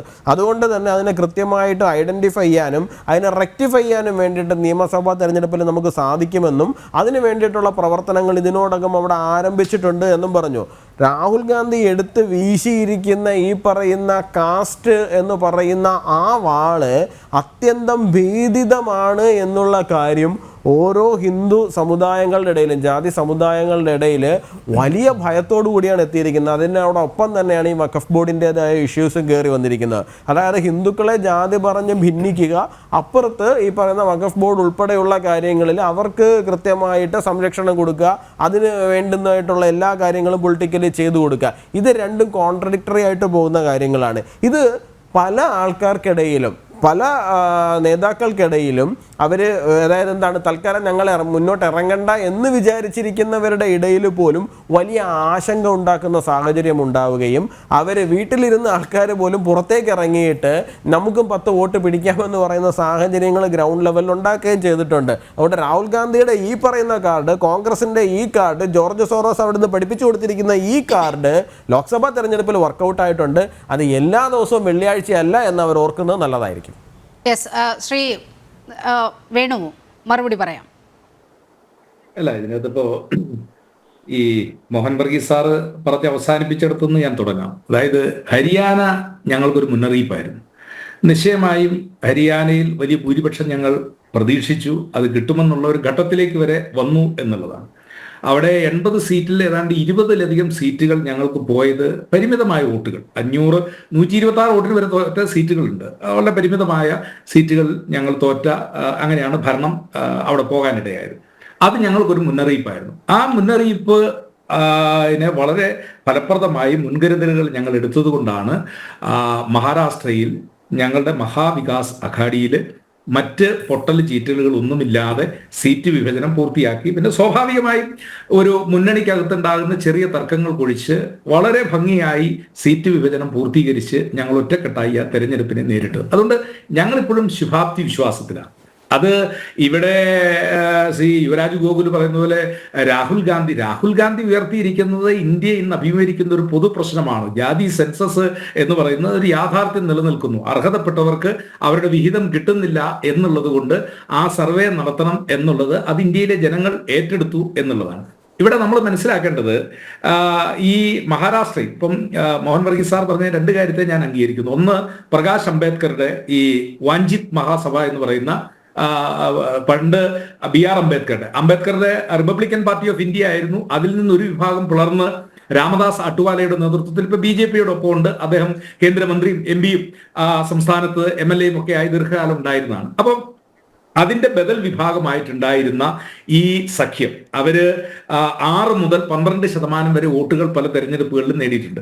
ഞങ്ങൾ അവർക്ക് പരമാവധി അവരെ സഖ്യത്തിൽ ഉൾപ്പെടുത്താനായിട്ടുള്ള ശ്രമങ്ങൾ നടത്തി. പക്ഷേ അത് വിജയിച്ചില്ല എന്ന് കണ്ടതുകൊണ്ടാണ് അവരുമായിട്ട് പിന്നെ ഒരു തുടർ സഖ്യത്തിന്. പക്ഷേ ഈ തെരഞ്ഞെടുപ്പിൽ നമ്മൾ മനസ്സിലാക്കേണ്ടത് കഴിഞ്ഞ പാർലമെന്റിൽ ഒന്ന്, പ്രകാശ് അംബേദ്കർ ശാരീരികമായി അവശനാണ്, തെരഞ്ഞെടുപ്പ് പ്രവർത്തന രംഗത്തില്ല. അതുകൊണ്ട് കഴിഞ്ഞ പാർലമെന്റ് തെരഞ്ഞെടുപ്പിലും വലിയ മുന്നേറ്റം ഉണ്ടാക്കാൻ കഴിഞ്ഞില്ല. ഈ തെരഞ്ഞെടുപ്പിലും അവരൊരു ശക്തിയാകും എന്ന് ഞങ്ങൾ കരുതുന്നില്ല. പിന്നെ ഇവിടെ ഒളിഞ്ഞും തെളിഞ്ഞും എല്ലാ കാലഘട്ടത്തിലും മതേതര വോട്ടുകളെ ഭിന്നിപ്പിക്കാൻ, അല്ലെങ്കിൽ ന്യൂനപക്ഷം കോൺഗ്രസിന് വോട്ട് ചെയ്യുന്ന വോട്ടുകളെ ഭിന്നിപ്പിക്കാനുള്ള ഒരു തന്ത്രത്തിന്റെ ഉടമയാണ് ഈ അസദുദ്ദീൻ ഒവൈസിയുടെ ഓൾ ഇന്ത്യ ഇത്തേഹാദി മുസ്ലിം മസ്ജിദ് എന്ന് പറയുന്ന ഈ പാർട്ടി. ഇവർ ഇന്ത്യയിൽ എവിടെ തെരഞ്ഞെടുപ്പ് നടന്നു കഴിഞ്ഞാലും അവിടെ ഈ എന്താ പറഞ്ഞ ന്യൂനപക്ഷ വോട്ടുകൾ ഭിന്നിപ്പിച്ച് അത് BJPയെ സഹായിക്കുന്നതിന് വേണ്ടി ഇവർ നിരന്തരമായ അതെല്ലാ തെരഞ്ഞെടുപ്പിലും ഉയർന്നു വരുന്ന ഒരു ക്യാപ്സ്യൂളാണ്. ഏതാ അതെല്ലാ തെരഞ്ഞെടുപ്പിലും ഉയർന്നു വരുന്ന ഒരു ക്യാപ്സ്യൂളാണ്. നീതിമാധുരി അല്ലെങ്കിൽ മോഹൻ വർഗീസ് സാർ അദ്ദേഹം ഒരു രാഷ്ട്രീയ നിരീക്ഷകൻ കൂടിയാണല്ലോ. ഞാൻ ഈ പറയുന്ന അഭിപ്രായം അദ്ദേഹം അത് ആന്ധ്രയിലെ തെരഞ്ഞെടുപ്പിലാണെങ്കിലും തെലുങ്കാനയിലെ തെരഞ്ഞെടുപ്പിലാണെങ്കിലും ഉത്തർപ്രദേശിലെ തെരഞ്ഞെടുപ്പിലാണെങ്കിലും പശ്ചിമ ബംഗാളിലെ തെരഞ്ഞെടുപ്പ്, ഈവൻ ഹരിയാനയിലെ തെരഞ്ഞെടുപ്പിൽ പോലും ഈ ന്യൂനപക്ഷ വിഭാഗങ്ങൾ കുറെ ആളുകളെ അവരെ ഉത്തേജിപ്പിച്ചുകൊണ്ട് എന്താ പറഞ്ഞ അവരുടെ വോട്ടുകൾ ഭിന്നിപ്പിച്ചുകൊണ്ട് ഈ ഇന്ത്യ സഖ്യത്തിന് കിട്ടേണ്ട വോട്ടുകൾ ഭിന്നിപ്പിക്കുന്നതിനും അതുപോലെ പരോക്ഷമായി BJPയെ സഹായിക്കുന്നതിനും വേണ്ടി എല്ലാ കാലഘട്ടത്തിലും നിലപാട് സ്വീകരിച്ചിട്ടുള്ള ഒരാളാണ് ഈ അസദുദ്ദീൻ ഒവൈസി. പക്ഷേ ഞാൻ പറഞ്ഞു വന്നത് അതൊന്നും ഈ തെരഞ്ഞെടുപ്പിൽ ഞങ്ങൾക്ക് വിഷയമല്ല. കാരണം വളരെ ഭംഗിയായി ബഹുമാന്യായ രമേശ് ചെന്നിത്തല, കോൺഗ്രസിന്റെ വർക്കിംഗ് കമ്മിറ്റി അംഗം, ഞാൻ ഇന്നലെയും കൂടി അദ്ദേഹവുമായിട്ട് വെറുതെ കാഷ്വലായി ഫോണിൽ സംസാരിച്ച ഒരാളാണ്. അവിടുത്തെ തെരഞ്ഞെടുപ്പ് കാര്യത്തെക്കുറിച്ച് അദ്ദേഹം എന്താ പറഞ്ഞ വലിയ വിശ്വാസത്തിലാണ്. സർവേ ഫലങ്ങൾ ഇപ്പോഴും നമുക്കറിയാം, സർവേ ഫലങ്ങൾ എന്ന് പറഞ്ഞാൽ അങ്ങനെ ഒരു ക്ലിയർ മജോറിറ്റി, ഒരു ക്ലീൻ സ്വീപ്പ് അത് കൊടുക്കുന്നില്ല. അതുകൊണ്ട് തന്നെയാണ് ഈ തെരഞ്ഞെടുപ്പിന്റെ പ്രത്യേകത എന്ന് പറയുന്നത്. പല സീറ്റുകളിലും ഇപ്പൊ ഞങ്ങൾക്കും റിബൽ സ്ഥാനാർത്ഥികളുണ്ട്, അപ്പുറത്തും റിബൽ സ്ഥാനാർത്ഥികളുണ്ട് എന്നുള്ളതൊക്കെ സത്യമാണ്. പക്ഷേ ഒരു കാര്യം ഞങ്ങൾ ഇപ്പോഴും വിശ്വസിക്കുന്നത്, ഒരു 5ഓ 10ഓ അല്ലെങ്കിൽ ഒരു 10ഓ 15ഓ സീറ്റുകളുടെ മുൻതൂക്കം നിശ്ചയമായും ഇന്ത്യ സഖ്യത്തിന് ഉണ്ടാകും എന്നുള്ള കാര്യത്തിൽ ഒരു തർക്കവുമില്ല. ഞങ്ങൾ 3000 രൂപ വനിതകൾക്ക് അവർക്ക് പ്രതിമാസം അക്കൗണ്ടിൽ എത്തിച്ചേരും. വനിതകൾക്ക് സൗജന്യമായ ബസ് യാത്ര തുടങ്ങിയ പ്രകടന പത്രികയിൽ ഞങ്ങൾ പറഞ്ഞിരിക്കുക. സേനാപതി വേണു, നിങ്ങൾ വലിയ വാഗ്ദാനങ്ങൾ നൽകി കർണാടകയിൽ അധികാരത്തിലെത്തി. കർണാടകയിൽ ഇപ്പോൾ നടക്കുന്ന കാര്യങ്ങളിലേക്ക് കൂടി ഒന്ന് പോകേണ്ടതുണ്ട്. ഞാൻ എത്താം. ശ്രീ സേനാപതി വേണു, അടുത്ത ഘട്ടത്തിൽ അതിലേക്ക് എത്താം. Doctor B. ജയരാജ്, ഇടതുപക്ഷത്തിന് കാര്യമായ സ്വാധീനം മഹാരാഷ്ട്രയിൽ അവകാശപ്പെടാനില്ല. കുറേയൊക്കെ കർഷക മേഖലയിൽ ഇടതുപക്ഷ പ്രസ്ഥാനത്തിന് ചെറിയ വേരോട്ടമുണ്ട്. പക്ഷേ ആ കർഷക സമരത്തിന്റെ ഒരു ചൂടൊന്നും ഈ തെരഞ്ഞെടുപ്പിൽ അവിടെ പ്രകടമായിട്ടില്ല എന്നാണ് മനസ്സിലാകുന്നത്.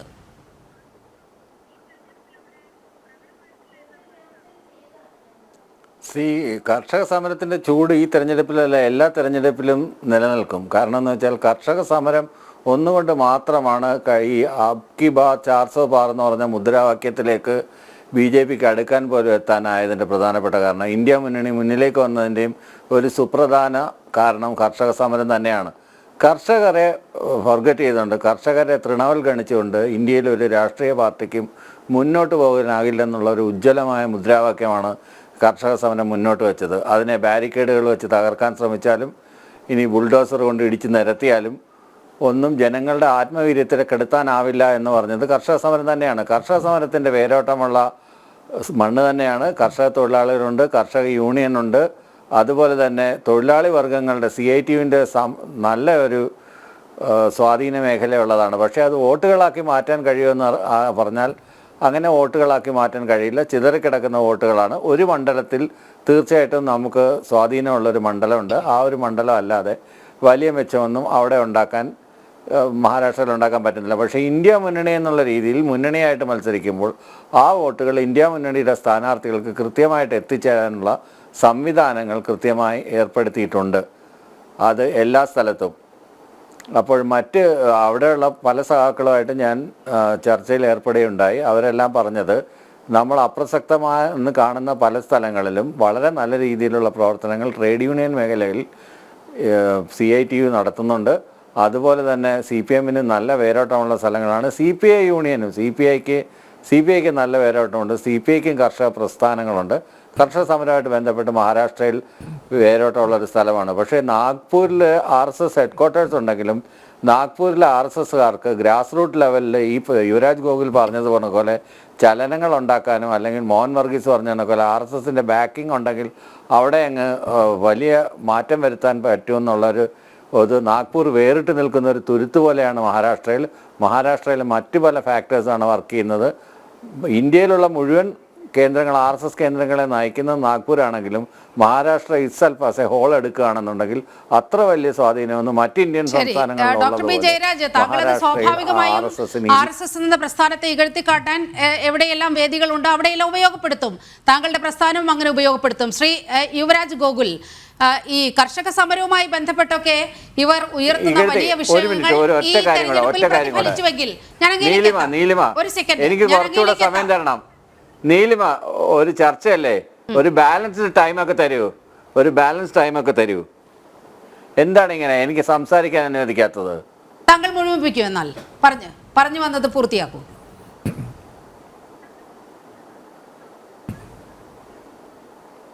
അങ്ങനെ RSSനെ ഇകഴ്ത്തിക്കാട്ടാനൊന്നും അല്ല ഞാൻ പറഞ്ഞത്. ഞാൻ മഹാരാഷ്ട്രയിലെ സവിശേഷ സാഹചര്യം മാത്രം, ഇപ്പോൾ RSS ഹെഡ്ക്വാർട്ടേഴ്സ് ഉണ്ടെന്ന് പറഞ്ഞിട്ട് അവിടെ RSSന് അത്രയധികം സ്വാധീനമൊന്നും ഇല്ലയെന്ന് ഒന്ന് ഉദ്ദേശിക്കാൻ വേണ്ടി പറഞ്ഞതാണ്. RSSനെ താറടിച്ച് കാണിക്കാനോ RSSനെ മോശപ്പെടുത്താനോ വേണ്ടിയിട്ടല്ല ഞാൻ അങ്ങനെ ഉപയോഗിച്ചത്. മഹാരാഷ്ട്രയിലെ സമീപകാല യാഥാർത്ഥ്യങ്ങൾ എടുത്തു നോക്കുകയാണെങ്കിൽ അവിടെ തീർച്ചയായിട്ടും ഒരു നിയർ ഹങ് പാർലമെൻറ്റ് വരാനാണ് സാധ്യത കൂടുതൽ. അങ്ങനെ വന്നാൽ തന്നെ അതോ ഒരു 10-15 സീറ്റോ NDAക്ക് കിട്ടുകയാണെങ്കിൽ സുഖമായിട്ട് അവർ ബാക്കി സീറ്റും കൂടെ വാങ്ങിയെടുത്ത് ഭരിക്കും. അതല്ല ഇന്ത്യ മുന്നണിക്ക് കിട്ടുകയാണെങ്കിൽ ഇന്ത്യ മുന്നണി ഈ 10-15 സീറ്റിൽ വരികയാണെങ്കിൽ അതിനെ വിലക്കെടുക്കാനുള്ള സാധ്യതകൾ വളരെ കൂടുതലാണ്. റിസോർട്ട് പൊളിറ്റിക്സിലോട്ട് വീണ്ടും പോകേണ്ടി വരും എന്നുള്ളതുകൊണ്ടാണ്. കാരണം പല ആളുകളും ഇന്ത്യ മുന്നണിയിൽ നിന്ന് മത്സരിക്കുന്ന BJP പോകേണ്ടതുണ്ട്. ശ്രീ യുവരാജ് ഗോകുൽ, ഇപ്പോൾ തന്നെ ഒരു കുതിര കച്ചവടത്തിന്റെ മണമൊക്കെ അടിച്ചു തുടങ്ങിയെന്നാണ് ഇടതുപക്ഷ നിരീക്ഷകൻ പറയുന്നത്. അവിടുത്തെ ഒരു യാഥാർത്ഥ്യം ഉൾക്കൊള്ളാൻ അദ്ദേഹത്തിന് കഴിയുന്നില്ല എന്നാണ് മനസ്സിലാക്കുന്നത്. നാഗ്പൂരിലെ സ്വാധീനം മഹാരാഷ്ട്രയിൽ ഇല്ല എന്നൊക്കെയാണ് അദ്ദേഹം പറഞ്ഞു വെക്കുന്നത്. അല്ല, അദ്ദേഹത്തിന് എന്തും പറയാല്ലേ. ഇപ്പോൾ നാഗ്പൂരിൽ MP ആരാ? BJP-കാരനാണ്. നാഗ്പൂരിൽ RSSൻ്റെ ഹെഡ്ക്വാർട്ടേഴ്സ് ഇരിക്കുന്ന സ്ഥലത്ത് BJP-കാരനായിട്ടുള്ള ശ്രീ നിതിൻ ഗഡ്കരി തന്നെയാണ് അവിടുത്തെ MP എന്ന് പറയുന്നത്. ഇനി CPM-ൻ്റെ ഹെഡ്ക്വാർട്ടേഴ്സ് ഇരിക്കുന്നത് ന്യൂഡൽഹിയിലാണ്. അവിടെ ഒരു കൗൺസിലറെങ്കിലും ജയിപ്പിക്കാനുള്ള ശേഷി CPM-നുണ്ടോ? അപ്പോൾ അതുകൊണ്ട് ഹെഡ്ക്വാർട്ടേഴ്സ് ഇരിക്കുന്ന സ്ഥലത്ത് ഹെഡ്ക്വാർട്ടേഴ്സ് ഉണ്ട്, അവിടെ ഇതില്ല എന്നൊന്നും പറഞ്ഞിട്ട് കാര്യമൊന്നുമില്ല. ഒരു ജനാധിപത്യ സംവിധാനത്തിനകത്ത് പ്രവർത്തിക്കുന്ന സമയത്ത് അവിടെ ഉണ്ടാകേണ്ടുന്ന തലത്തിലുള്ള സ്വാധീനം നാഗ്പൂരിലാവട്ടെ മഹാരാഷ്ട്രയിലാവട്ടെ ഇന്ത്യയിൽ എല്ലായിടത്തും BJP-യെ സംബന്ധിച്ചിടത്തോളം ഉണ്ട് എന്നുള്ളത് തന്നെയാണ് എനിക്ക് അങ്ങയോട് വിനീതമായിട്ട് ഓർമ്മിപ്പിക്കാൻ വേണ്ടിയിട്ടുള്ളത്. പിന്നെ ഇനിയിപ്പോൾ മഹാരാഷ്ട്രയിൽ RSSൻ്റെ കേഡർ വർക്ക് ചെയ്യുന്നുണ്ട്, നാഗ്പൂരിൽ ശക്തിയല്ല, അവിടെ ഒരു സ്വാധീന ശക്തി അല്ല എന്നൊക്കെ അങ്ങ് പറയുന്നത് പോലെയാണെന്നുണ്ടെങ്കിൽ റിസൾട്ട് വരട്ടെ എന്ന് നമുക്ക് കാണാമല്ലോ. ഇപ്പോൾ ഹരിയാനയിൽ 2014 വരെ BJP അവിടെ എന്തായിരുന്നു? 2009 നിയമസഭാ തെരഞ്ഞെടുപ്പ് നടക്കുന്ന സമയത്ത് 4 MLA-മാരെന്തോ മാത്രം ഉണ്ടായിരുന്ന പാർട്ടിയായിരുന്നു BJP എന്ന് പറയുന്നത്. 2014 എത്തിയപ്പോൾ എന്താണ് സംഭവിച്ചത് നമ്മൾ കണ്ടു. ഈ 2024 തെരഞ്ഞെടുപ്പ് വിജയത്തിലേക്ക് പോകുന്നതിന് വേണ്ടിയിട്ടുള്ള ഏറ്റവും വലിയ പണി അവിടെ എടുത്തിരിക്കുന്നത് RSSൻ്റെ കേഡേഴ്സാണ് എന്നുള്ള കാര്യം ഇന്ത്യയിലെ ഒട്ടുമുക്ക മെയിൻ സ്ട്രീം മീഡിയാസും അല്ലെങ്കിൽ ന്യൂസ് പേപ്പേഴ്സും പൊളിറ്റിക്കൽ വിശാരദന്മാരും എല്ലാവരും എഴുതി കഴിഞ്ഞ സാധനം തന്നെയാണ്. അപ്പോൾ അതുകൊണ്ട് ഏതെങ്കിലും ഒരു പൊളിറ്റിക്കൽ ആയിട്ട് അവിടെ കൺവേർഷൻ ഉണ്ടോ ഇല്ലയോ എന്നുള്ളത് നോക്കിയിട്ടല്ല RSSന്റെ ഹെഡ് ക്വാർട്ടേഴ്സ് ഇരിക്കുന്ന സ്ഥലത്താകട്ടെ അല്ലെങ്കിൽ മറ്റ് സ്ഥലങ്ങളിലാകട്ടെ RSSന്റെ പ്രവർത്തനത്തിൻ്റെ സ്വാധീനം ഇരിക്കുന്നത്. ഒന്ന്. രണ്ട് എന്ന് പറയുന്നത് അങ്ങയോട് എനിക്ക് ഫസ്റ്റ് ടൈമിൽ എനിക്കത് പറയാൻ കഴിയില്ല. അപ്പോൾ ഇപ്പം അങ്ങ് പറയുന്നതെന്ന് പറഞ്ഞു കഴിഞ്ഞാൽ കർഷക വിഷയം ഒരു വലിയ വിഷയം തന്നെയാണ്. അല്ല എന്നൊന്നും എനിക്ക് അഭിപ്രായമൊന്നുമില്ല. യഥാർത്ഥ കർഷകരുടെ വിഷയം ഉണ്ട് എന്നുണ്ടെങ്കിൽ അതൊരു വലിയ വിഷയം തന്നെയാണ്. പക്ഷേ താങ്കൾക്ക് തന്നെ ഓർമ്മയുണ്ടാകും, രണ്ടാമതൊരു കർഷക സമരം എന്നുള്ള പേരിൽ ഒരു സാധനം തുടങ്ങിയിട്ട് അത് ആരെങ്കിലും മൈൻഡ് ചെയ്യുന്ന സാഹചര്യം ഉണ്ടായോ? പോട്ടെ, നിങ്ങളുടെ പാർട്ടിയെങ്കിലും അതിനെ മൈൻഡ് ചെയ്യുന്ന ഒരു സാഹചര്യം ഉണ്ടായോ? അപ്പോൾ കുറേ ആൾക്കാരെ ഇങ്ങനെ കർഷക വേഷം കെട്ടിച്ച് BMW-ലും ബെൻസിലും ആയിട്ട് കൊണ്ടിറക്കുക, അവർക്ക് അവിടെ ഫുഡ് മസാജും ഫുഡ് തെറാപ്പിയും ഉൾപ്പെടെയുള്ള കാര്യങ്ങളുമായിട്ട് ഒരു 5 സ്റ്റാർ സമരം റൺ ചെയ്യുക, കുറേ കാലത്തേക്ക് ഒരു നഗരത്തിനെ അവരുടെ ഒരു കൈപ്പിടിയിൽ വെച്ചുകൊണ്ട് പെരുമാറുക, റെഡ് ഫോർട്ടിൽ കയറി ആക്രമണം അഴിച്ചു വിടുക. അപ്പോൾ ഈ പ്രോസസ്സ് കുറച്ച് നാളായിട്ട് ഇവിടെ നടക്കുന്നുണ്ട്. ഇത് പൊതുജനങ്ങൾക്ക് ഇതിനെക്കുറിച്ചിട്ട് നല്ല ധാരണയുണ്ടെന്നേ. ജയരാജ് സാറ് 12 കോടി ആൾക്കാരാണ് 2000 രൂപ കർഷകർക്കുള്ളത് ഇന്ത്യയിൽ വാങ്ങിക്കുന്നത്. 12 കോടി കർഷകരാണ് വാങ്ങിക്കുന്നത്. ഈ 12 കോടി കർഷകരിൽ എത്ര 1000 പേരെയാണ് നിങ്ങൾ ഈ പറയുന്ന സോ കോൾഡ് കർഷക സമരത്തിൽ അവിടെ ഇറക്കാൻ കഴിയുന്നതെന്നുള്ള കാര്യത്തെക്കുറിച്ചിട്ട് നിങ്ങൾ ആത്മവിമർശനം എന്നുള്ള എന്താ പറയാന്ന് എനിക്കറിയില്ല, ഒരു ഇത് നടത്തേണ്ടതാണ്, ഒരു സെൽഫ് അസസ്മെൻറ്റ് നടത്തേണ്ടതാണ് ആ വിഷയത്തെക്കുറിച്ചിട്ട്. പിന്നെ അങ്ങ് കുറച്ച് നേരത്തെ അങ്ങക്ക് അതിന് മറുപടി പറയാൻ എനിക്ക് സാധിച്ചില്ല. ശ്രീ സേനാപതി വേണം, അദ്ദേഹം പറഞ്ഞതിന് മറുപടി പറഞ്ഞു പോകാൻ എനിക്ക് സാധിച്ചില്ല. അങ്ങക്ക് ഇൻഫിൽട്രേഷൻ വിഷയമല്ല എന്നാണ് അങ്ങ് ഫസ്റ്റ് ഇതിൽ പറഞ്ഞത്. അങ്ങ് പറഞ്ഞത് എന്താണ്, എല്ലായിടത്തേക്കും ഈ സ്കിൽഡ് ലേബേഴ്സിൻ്റെ, അൺസ്കിൽഡ് ലേബേഴ്സിൻ്റെ, സെമി സ്കിൽഡ് ലേബേഴ്സിൻ്റെയൊക്കെ ഫ്ലോ ഉണ്ടാകാറുണ്ടെന്ന്. സാറേ, എല്ലായിടത്തേക്കും ഉണ്ടാകാറുണ്ട്. ഇപ്പോൾ ഇന്ത്യയിൽ നിന്ന് കാനഡയിലേക്ക് പോകുന്നുണ്ട്, ഇന്ത്യയിൽ നിന്ന് ന്യൂസിലാൻഡിലേക്ക് പോകുന്നുണ്ട്, ഇന്ത്യയിൽ നിന്ന് യൂറോപ്പിലേക്ക് പോകുന്നുണ്ട്, ഇതെല്ലാം സംഭവിക്കുന്നുണ്ട്. പക്ഷേ ഈ പോകുന്ന ആൾക്കാർ പ്രോപ്പർ വിസയും പാസ്പോർട്ടും ഒക്കെ ആയിട്ടാണ് പോകുന്നത്. ഇല്ലീഗൽ ഇമ്മിഗ്രൻസ് അല്ല കയറി വരുന്നത്. അങ്ങ് പറഞ്ഞു ബംഗ്ലാദേശിലെ ഗേറ്റ് തുറന്നിട്ടിരിക്കുകയല്ല ഇങ്ങോട്ടെന്നുള്ള കാര്യം. ബംഗ്ലാദേശിൽ ആരും ഗേറ്റൊന്നും തുറന്നിട്ടില്ല. പക്ഷേ വേലി ചാടിയും നുഴിഞ്ഞേറിയും ഒക്കെ ആൾക്കാർ ഇങ്ങോട്ടേക്ക് വരുന്നുണ്ട് എന്നുള്ള കാര്യം ഒരു യാഥാർത്ഥ്യമാണ്. 2012-13 വരെ CPM-ന് പോലും ബംഗാളിൽ അതിനെക്കുറിച്ചിട്ട് എതിരഭിപ്രായം ഉണ്ടായിരുന്നില്ല. അവിടെ നിന്ന് ഇങ്ങോട്ടേക്ക് ഇൻഫിൽട്രേഷൻ ഉണ്ടാകുന്നു എന്ന് പറയുന്ന കാര്യത്തിൽ ഇൻഫിൽട്രേഷൻ ഉണ്ടാകുന്നില്ല എന്ന് അങ്ങ് ഇവിടെ ഇരുന്ന് പറഞ്ഞാലും കേട്ടുകൊണ്ടിരിക്കുന്ന പൊതുജനം ഒരിക്കലും അത് വിശ്വസിക്കാനും പോകുന്നില്ല. കാരണം കേരളത്തിൽ ഉൾപ്പെടെ നമ്മൾ വിറ്റ്നസ് ചെയ്യുന്ന കാര്യമാണ് എന്തുമാത്രം ഈ പറയുന്ന ബംഗ്ലാദേശികൾ ഇങ്ങോട്ടേക്ക് കയറി വരുന്നു എന്നുള്ള കാര്യം. അപ്പോൾ ഇല്ലീഗൽ ഇമ്മിഗ്രേഷൻ ഇവിടെ ഉണ്ടാകുന്നു എന്നുണ്ടെങ്കിൽ, ഇല്ലീഗൽ ഇൻഫിൽട്രേഷൻ ഇവിടേക്ക് ഉണ്ടാകുന്നു എന്നുണ്ടെങ്കിൽ അത് പ്രശ്നം തന്നെയാണ്. ജാർഖണ്ഡിലെ പാൻഗാർ മേഖലയിൽ അത് നിലനിൽക്കുന്നു എന്നുണ്ടെങ്കിൽ, അവിടുത്തെ ജനങ്ങൾക്ക് അതിനെക്കുറിച്ചിട്ട് പരാതി ഉണ്ട് എന്നുണ്ടെങ്കിൽ അതൊരു വിഷയമല്ല, പരാതി അല്ല എന്ന് പറയാൻ അങ്ങ് ആരാണ്? എനിക്ക് മനസ്സിലാകുന്നില്ല. അത് ജനങ്ങളെ ബാധിക്കുന്ന വിഷയം തന്നെയാണ്. ഒരു തിരഞ്ഞെടുപ്പാകുന്ന സമയത്ത് വിവിധ തരങ്ങളിലുള്ള വിഷയങ്ങളുണ്ട്. ആ വിഷയങ്ങൾ തീർച്ചയായിട്ടും അതാത് മേഖലകളിൽ കൃത്യമായിട്ടും ചർച്ച ചെയ്യപ്പെടും. എല്ലാ കാലഘട്ടത്തിലും നിങ്ങൾക്ക് കുറച്ച് നുണകളും മാത്രമായിട്ട് ഇറങ്ങി കുറച്ച് പേരെ ഏതെങ്കിലുമൊക്കെ വേഷം കെട്ടിച്ച്, കർഷക വേഷം തോന്നുമ്പോൾ കുറച്ച് കഴിയുമ്പോൾ ഒരു മറ്റൊരു വേഷം, ഇങ്ങനെ മാത്രം കെട്ടിച്ച് നിങ്ങൾക്ക് ജനങ്ങളുടെ മുമ്പിൽ ഇറക്കി നിർത്തി പറ്റിക്കാൻ കഴിയില്ല. നിങ്ങൾക്ക് 2024 കുറേയേറെയൊക്കെ അതിന് സാധിച്ചിട്ടുണ്ട് എന്നുള്ള കാര്യം ഞാനും അഡ്മിറ്റ് ചെയ്യുന്നു. പക്ഷേ അത് ജനങ്ങൾക്ക് കൃത്യമായിട്ട് മനസ്സിലായി എന്നുള്ളതാണ് ഹരിയാന തിരഞ്ഞെടുപ്പിൽ നമ്മൾ കണ്ടത്. അതിൻ്റെ തുടർച്ച തന്നെയാണ് തീർച്ചയായിട്ടും മഹാരാഷ്ട്രയിലും ജാർഖണ്ഡിലും സംഭവിക്കാൻ പോകുന്നത് എന്ന് തന്നെയാണ് ഞങ്ങളുടെ ശുഭാപ്തി വിശ്വാസം. ശ്രീ സേനാപതി വേണു, ഈ പറയുന്നത് പോലെ കർഷക സമരം വലിയ രീതിയിൽ ഏതെങ്കിലും വിധത്തിലുള്ള റിസൾട്ട് ഉണ്ടാക്കിയെങ്കിൽ നമ്മളത് ഹരിയാന തെരഞ്ഞെടുപ്പിലാണ് കാണേണ്ടിയിരുന്നത്. അതുണ്ടായില്ല. ഇപ്പോൾ നമ്മൾ പരാമർശിക്കുന്ന ഈ വിഷയത്തിലേക്ക് വരികയാണെങ്കിൽ, അനധികൃത കുടിയേറ്റം എന്ന് പറയുന്നത് അത്ര നിഷ്കളങ്കമായി തൊഴിൽ മാത്രം തേടി ഇങ്ങോട്ട് എത്തുന്നു എന്നതൊക്കെ വിശ്വസിക്കാൻ പഴയ കാലത്ത് പറഞ്ഞാൽ വിശ്വസിക്കും. പക്ഷേ സമീപകാല സംഭവങ്ങളെല്ലാം നമ്മുടെ മുന്നിൽ ഇങ്ങനെ നിൽക്കുകയാണ്. ആഗോള രാഷ്ട്രീയം പോലും ആ രീതിയിൽ ഈ കുടിയേറ്റക്കാരെ കൊണ്ട് പൊറുതിമുട്ടുന്ന ഒരു സാഹചര്യത്തിലാണ് കഴിയുന്നത്. അതുകൊണ്ട് തന്നെയാണ് ജാർഖണ്ഡിൽ BJP-യുടെ പ്രകടന പത്രിക പുറത്തിറക്കിയപ്പോൾ നുഴഞ്ഞുകയറ്റക്കാർ കൈക്കലാക്കിയ ഭൂമി, കുടിയേറ്റക്കാർ കൈക്കലാക്കിയ ഭൂമി, ആ ഭൂമിയിൽ നിന്ന് അവരെ ഇറക്കിവിടും. പ്രത്യേകിച്ച് ട്രൈബൽ മേഖലയിലാണ്. അവിടെ ട്രൈബൽ മേഖലയിലെ പെൺകുട്ടികളെ വിവാഹം കഴിക്കുക, അങ്ങനെ ഉണ്ടാകുന്ന കുട്ടികൾക്ക് ST പദവി ഒരു തരത്തിലും നൽകില്ല എന്ന് BJP-യുടെ പ്രകടന പത്രിക വളരെ കൃത്യമായി പറയുന്നുണ്ട്. അവിടുത്തെ ജനങ്ങളെ പൂർണ്ണമായും സംരക്ഷിക്കുക, അവരുടെ തനത് സംസ്കാരം നിലനിർത്തുക, ഇക്കാര്യങ്ങളിലാണ് അവിടെ BJP വളരെ കൃത്യമായ ഇടപെടൽ നടത്തിയിരിക്കുന്നത്. ഒപ്പം തന്നെ അവിടുത്തെ ഒരു ഭരണവിരുദ്ധത അങ്ങേയറ്റം ചർച്ച ചെയ്യപ്പെടുക കൂടി ചെയ്യുന്നുണ്ട്. ശ്രീ സേനാപതി വേണു. അല്ല നീലിമ, അവിടെ BJP രാജ്യം ഭരിക്കാൻ തുടങ്ങിയിട്ട് 10 വർഷം, ഇപ്പോൾ 10 വർഷത്തിലേക്ക് കിടക്കുകയാണ്. ഈ ജാർഖണ്ഡ് എന്ന് പറയുന്ന ഒരു സംസ്ഥാനം ബംഗ്ലാദേശുമായിട്ട് അതിർത്തി പങ്കിടുന്നില്ല. അത് അല്ലെങ്കിൽ ത്രിപുര പോലെ അല്ലെങ്കിൽ ബംഗാൾ പോലെ അസാം പോലെ അങ്ങനെ അതിർത്തി പങ്കിടുന്ന ഒരു സംസ്ഥാനമല്ല. അപ്പോൾ ഇൻഫിൽട്രേഷൻ, അനധികൃതമായ കുടിയേറ്റം, ആ കുടിയേറ്റം തടയാനുള്ള ആദ്യത്തെ കുടിയേറ്റമല്ല, എന്താ പറഞ്ഞ ഈ അനധികൃതമായി ആളുകൾ കടന്നു വരുന്നത്, അത് തടയാനുള്ള പ്രൈം ഡ്യൂട്ടി എന്ന് പറയുന്നത് അത് കേന്ദ്ര ഗവൺമെന്റിൽ നിക്ഷിപ്തമാണ്. അവരാണല്ലോ ബോർഡർ സെക്യൂരിറ്റി ഫോഴ്സും അതുപോലെ തന്നെ അതിർത്തി കാക്കാനുള്ള സീമാ സുരക്ഷാ ബില്ല് അതുപോലുള്ള എല്ലാ സംവിധാനങ്ങളും ഉള്ളവർ. അപ്പം കഴിഞ്ഞ 2024 BJP ആദ്യമായി കേന്ദ്രത്തിൽ അധികാരത്തിൽ വരുന്നതെങ്കിൽ ആ വാദഗതിയെ നമ്മൾ അംഗീകരിക്കും. ഇത് കഴിഞ്ഞ 10 കൊല്ലവും ഇപ്പം അതിനുശേഷം ഈ കഴിഞ്ഞ ജൂൺ മാസത്തിൽ തെരഞ്ഞെടുപ്പ് നടന്ന് ഇപ്പം ഈ വർഷം തീരാൻ പോവുകയാണ്. ഏതാണ്ട് 10.5 കൊല്ലമായി നമ്മുടെ രാജ്യത്ത് ഭരണം നടത്തിക്കൊണ്ടിരിക്കുന്ന ഒരു പാർട്ടി അവര് ഇങ്ങനെ ഒരു ആരോപണം ഇപ്പോൾ ഉന്നയിക്കുമ്പോൾ ആ ആരോപണത്തിൽ ഒരുപാട് ദുരുദ്ദേശങ്ങളുമുണ്ട്.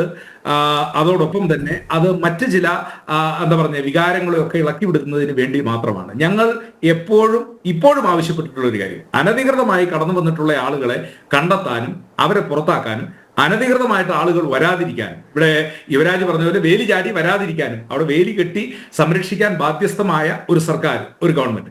അതല്ല എങ്കിൽ പിന്നെ ഇപ്പോൾ ഇങ്ങനെ ഒരു വാദഗതിയുമായി വരുന്നത് അതിൽ യുക്തിയില്ല എന്നുള്ളതാണ്. പിന്നെ 2, കർഷക സമരം. നിശ്ചയമായും ഇന്ത്യയിലെ കർഷകർ, ആ കർഷകരുടെ ഒരു വികാരമാണ് 2024 തെരഞ്ഞെടുപ്പിൽ നിങ്ങൾ അബ്കി ബാർ 400 BJP അകല 370 എന്നൊക്കെ പറഞ്ഞ് 240 കൂപ്പുകുത്തേണ്ട ഒരു സ്ഥിതിവിശേഷം ഉണ്ടാകാനുള്ള കാരണം ഇന്ത്യയിലെ കർഷകരുടെ വികാരം, ആ വികാരം ഇപ്പോഴും ശക്തമായി നിൽക്കുന്നു. ഞാൻ ചോദിക്കുന്നത്, എന്തുകൊണ്ടാണ് നിങ്ങൾ കൊണ്ടുവന്ന കർഷക നിയമങ്ങളൊക്കെ ഏകപക്ഷീയമായി നിങ്ങൾ നടപ്പിലാക്കുമെന്ന് പറഞ്ഞ കർഷക നിയമങ്ങളും കർഷക ബില്ലുകളും ഒക്കെ പിൻവലിക്കേണ്ടതായിട്ട് വന്നിട്ടുള്ളത്? അപ്പോൾ കർഷകരുടെ ഒരു വികാരം അത് നിശ്ചയമായും നിലനിൽക്കുന്നു എന്നുള്ള കാര്യത്തിൽ ഒരു തർക്കവുമില്ല. അത് ഈ തെരഞ്ഞെടുപ്പിലും ചർച്ച ചെയ്യും. പിന്നെ ഹരിയാന, ഞാൻ പറഞ്ഞല്ലോ, ഹരിയാനയിലെ തെരഞ്ഞെടുപ്പിൽ, കഴിഞ്ഞ തെരഞ്ഞെടുപ്പിലെ BJPയുടെ വിജയം എന്ന് പറയുന്നത് അത് ഏതെങ്കിലും ഒരു പ്രത്യയശാസ്ത്രത്തിന്റെ വിജയമോ അല്ലെങ്കിൽ BJP ഉയർത്തിയ മുദ്രാവാക്യങ്ങളുടെ വിജയമൊന്നുമല്ല. അവിടെ കോൺഗ്രസിന്റെ നേതാക്കള് ഒരല്പം കൂടിയൊക്കെ എന്താ പറയുന്നത്, ഒരു രാഷ്ട്രീയത്തിൽ കുറച്ചുകൂടി ഒരു വിട്ടുവീഴ്ചയ്ക്കും മറ്റു കാര്യങ്ങൾക്കും ഒക്കെ തയ്യാറാകുകയായിരുന്നു എങ്കിൽ ഒരു സംശയവും വേണ്ട, ഹരിയാനയിലെ തെരഞ്ഞെടുപ്പ് ചിത്രം അത് മറ്റൊന്നാകും. ഹരിയാന ഞങ്ങൾക്കൊരു പാഠമാണ്. ആ പാഠമായതുകൊണ്ട് തന്നെയാണ് മഹാരാഷ്ട്രയിൽ ആ കരുതലിലോടുകൂടി ഇന്ത്യ മുന്നണി, അതിനകത്ത് ചെറിയ പാർട്ടിയെന്നോ വലിയ പാർട്ടിയെന്നോ ഒന്നുമില്ല, CPM-നും CPI-ക്കും ഒക്കെ സീറ്റുകൾ കൊടുത്തുകൊണ്ട് ഞങ്ങൾ അവിടെ അതിശക്തമായ ഒരു മത്സരം അവിടെ കാഴ്ചവെക്കുകയാണ്. അപ്പുറത്ത് എന്താ പറഞ്ഞ BJP നേതൃത്വം കൊടുക്കുന്ന NDA മുന്നണിയും അവരാൽ ചേർക്കാൻ പറ്റുന്ന എല്ലാ ഘടകകക്ഷികളെയും ചേർത്തുകൊണ്ടാണ് അവർ ഈ തെരഞ്ഞെടുപ്പിൽ അവരും മത്സര രംഗത്തുള്ളത്. അപ്പോൾ ഒരു കാര്യം ഈ എക്സിറ്റ് പോളുകളിൽ നിന്നും സർവേകളിൽ നിന്നും വളരെ കൃത്യമായി ഏതെങ്കിലും ഒരു കക്ഷിക്കോ മുന്നണിക്കോ അവിടെ കൃത്യമായ ഒരു മുന്നേറ്റം അല്ലെങ്കിൽ ഒരു അബ്സല്യൂട്ട് മജോറിറ്റി കൊടുക്കുന്നില്ല. അതിന്റെ അർത്ഥം ഞങ്ങൾ ഇപ്പോഴും ശുഭാപ്തി വിശ്വാസത്തിലാണ്. മഹാരാഷ്ട്രയിൽ കോൺഗ്രസ് നേതൃത്വം കൊടുക്കുന്ന ഇന്ത്യ മുന്നണി അധികാരത്തിൽ വരുമെന്നുള്ള സമ്പൂർണമായ വിശ്വാസത്തിലാണ് ഞാൻ. നിലിമ, സമയം ഇത്രയുമായി. കേരളത്തിൽ 3 തെരഞ്ഞെടുപ്പ് നടന്നു. തീർച്ചയായും നമുക്ക് അതിലേക്ക് പോകണം. ചെറിയൊരു ഇടവേളയ്ക്ക് ശേഷം നമ്മൾ പാലക്കാട് തെരഞ്ഞെടുപ്പിലേക്ക് തന്നെയാണ് എത്തുന്നത്. പാലക്കാട് കഴിഞ്ഞ തവണത്തേതുപോലെയുള്ള ഒരു പോൾ പെർസെന്റേജിലേക്ക് എത്തിയിരിക്കുന്നു എന്നാണ് ഇതുവരെയുള്ള കണക്കുകളൊക്കെ നമ്മുടെ മുന്നിൽ വ്യക്തമാക്കുന്നത്. ഇതിന്റെ തൊട്ട് പിന്നാലെ, ഈ പോളിംഗ് പൂർത്തിയായതിന്റെ തൊട്ട് പിന്നാലെ BJPയുടെ സംസ്ഥാന അധ്യക്ഷൻ K. സുരേന്ദ്രൻ ഫേസ്ബുക്കിൽ ഒരു പോസ്റ്റ് പങ്കുവെക്കുകയുണ്ടായി. വടക്കുന്നാഥന് പിന്നാലെ വിശാലാക്ഷി സമേത വിശ്വനാഥൻ. പാലക്കാട് വിജയം NDAക്ക്, 3-ാം സ്ഥാനത്ത് UDF. ആകെ 3 വരികയുള്ളൂ. പക്ഷേ പാലക്കാടിനെ കുറിച്ചുള്ള എല്ലാ പ്രതീക്ഷകളും BJP പങ്കുവെക്കുകയാണ്. ശ്രീ യുവരാജ് ഗോകുൽ, അങ്ങേക്ക് ഇതിനോട് പ്രതികരിക്കാം. അല്ല, പാലക്കാട് ഞങ്ങൾ തികഞ്ഞ വിജയപ്രതീക്ഷയിൽ തന്നെയാണ് ഉള്ളത്. കാരണം പാലക്കാടിനെ സംബന്ധിച്ചിടത്തോളം പാലക്കാട് പലതരത്തിലുള്ള വിഷലിപ്തമായ ക്യാമ്പയിൻസ് പല ഭാഗത്തു നിന്നുണ്ടായി. BJPക്കെതിരെ ചെയ്യാൻ കഴിയുന്നതിൻ്റെ പരമാവധി കാര്യങ്ങൾ അവർ ഇറക്കി കളിക്കുന്നുണ്ടായിരുന്നു. BJPയുടെ ശക്തമായ മേഖല, ഇപ്പം മൂത്താന്തറയിലൊക്കെ എന്തോ സംഭവിക്കും. മൂത്താന്മാരാരും BJPക്ക് വോട്ട് ചെയ്യില്ല. മൂത്താൻ സമുദായത്തിലുള്ള ആൾക്കാരെല്ലാവരും മാറി നിൽക്കും. അവരെല്ലാവരും കൂടി ഒലിച്ചു പോയെന്തോ കോൺഗ്രസിൽ ചേരും എന്നൊക്കെ ഉള്ള തലത്തിലായിരുന്നു ഒരു വശത്തുള്ള ക്യാമ്പയിൻ എന്ന് പറയുന്നത്. അങ്ങനെ ഏതെങ്കിലുമൊക്കെ ഒരാൾ ഇറങ്ങിപ്പോകുമ്പോൾ അയാളുടെ പിറകെ പോകാൻ വേണ്ടിയിട്ട് നിൽക്കുന്നതല്ല മൂത്താന്തറയിലെ മൂത്താൻ വിഭാഗം എന്ന് പറയുന്ന ആൾക്കാർ എന്നുള്ള കാര്യം ഇതിനോടകം എല്ലാവർക്കും മനസ്സിലായി കാണുമെന്ന് വിശ്വസിക്കുന്നു. കാരണം കഴിഞ്ഞ തവണത്തതിനേക്കാളും വലിയ പോളിംഗാണ് മൂത്താന്തറയിലുള്ള പോളിംഗ് ബൂത്തുകളിൽ ഇപ്പോൾ നടന്നുകൊണ്ടിരിക്കുന്നത്. അവർക്ക് കൂറു ഒന്നിനോടേ ഉള്ളൂ, അത് ഈ സംഘടനയോടാണ്. അവർ ഉയർത്തിപ്പിടിച്ചിരിക്കുന്ന കാവ്യ പതാകയോടാണ്, അവരുടെ നെഞ്ചിൽ പതിഞ്ഞു പോയ താമര ചിഹ്നത്തോടാണ് എന്നുള്ള കാര്യം അവർ വീണ്ടും വീണ്ടും തന്നെ തെളിയിച്ചുകൊണ്ടിരിക്കുകയാണ്.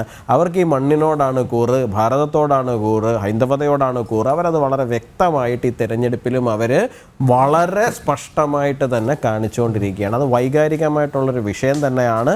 അതെന്തായാലും മൂത്താന്തറയിലുള്ള ആൾക്കാർ തന്നെ വളരെ കൃത്യമായിട്ട് അതിന് മറുപടി പറയുന്ന സാഹചര്യവും ഉണ്ടായിട്ടുണ്ട്. ഒന്ന്. രണ്ടാമത്തെ ഒരു കാര്യം എന്ന് പറഞ്ഞു കഴിഞ്ഞാൽ പാലക്കാട് ശരിക്കും പറഞ്ഞു കഴിഞ്ഞാൽ വിഷയം ഏറ്റവും അധികം ചർച്ച ചെയ്യപ്പെട്ട വിഷയം എന്തായിരുന്നു? മുനമ്പം വിഷയം തന്നെയായിരുന്നു. ആ മുനമ്പം വിഷയവുമായി ബന്ധപ്പെട്ടിട്ട്, വഖഫ് വിഷയവുമായിട്ട് ബന്ധപ്പെട്ടിട്ട് യാതൊരു തരത്തിലുള്ള പരിഹാരങ്ങളോ അല്ലെങ്കിൽ അതിനെ എങ്ങനെയാണ് പരിഹരിക്കാൻ പോകുന്നതെന്നുള്ളതിനെ കുറിച്ചിട്ടോ ഒരു ധാരണയും ഇടതുമുന്നണിക്കാവട്ടെ വലതുമുന്നണിക്കാവട്ടെ മുമ്പോട്ട് വയ്ക്കാനില്ലായിരുന്നു.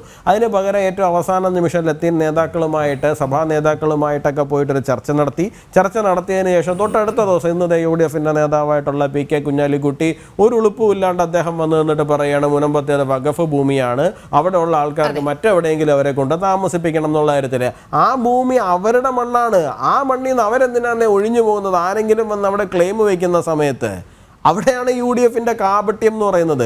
അതല്ല എന്ന് പറയാനുള്ള ഒരു ഉറപ്പ് LDFനും ഇല്ല, ഇടതുപക്ഷത്തിനും ഇല്ലാന്നേ. അപ്പോൾ അത് ഈ ഒരൊറ്റ തെരഞ്ഞെടുപ്പോടുകൂടി നിൽക്കാൻ പോകുന്ന വിഷയമോ അല്ലെങ്കിൽ ഈ ഒരൊറ്റ തെരഞ്ഞെടുപ്പിലേക്ക് മാത്രമായിട്ട് ഒതുങ്ങാൻ പോകുന്ന വിഷയമൊന്നും അല്ല.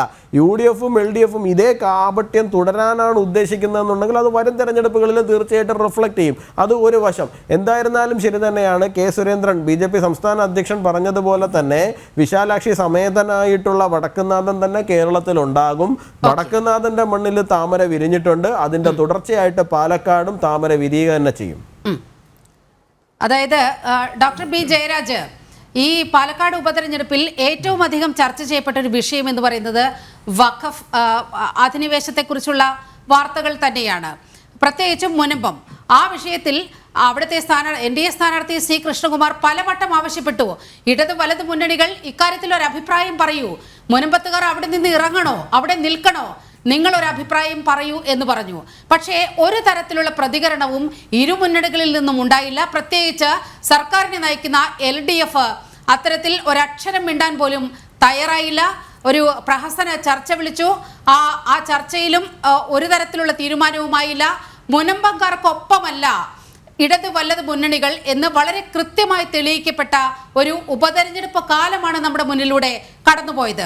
അതുകൊണ്ട് തന്നെ നിങ്ങൾക്ക് എത്രത്തോളം പ്രതീക്ഷ ഈ ഘട്ടത്തിൽ വച്ചു പുലർത്താനാകും?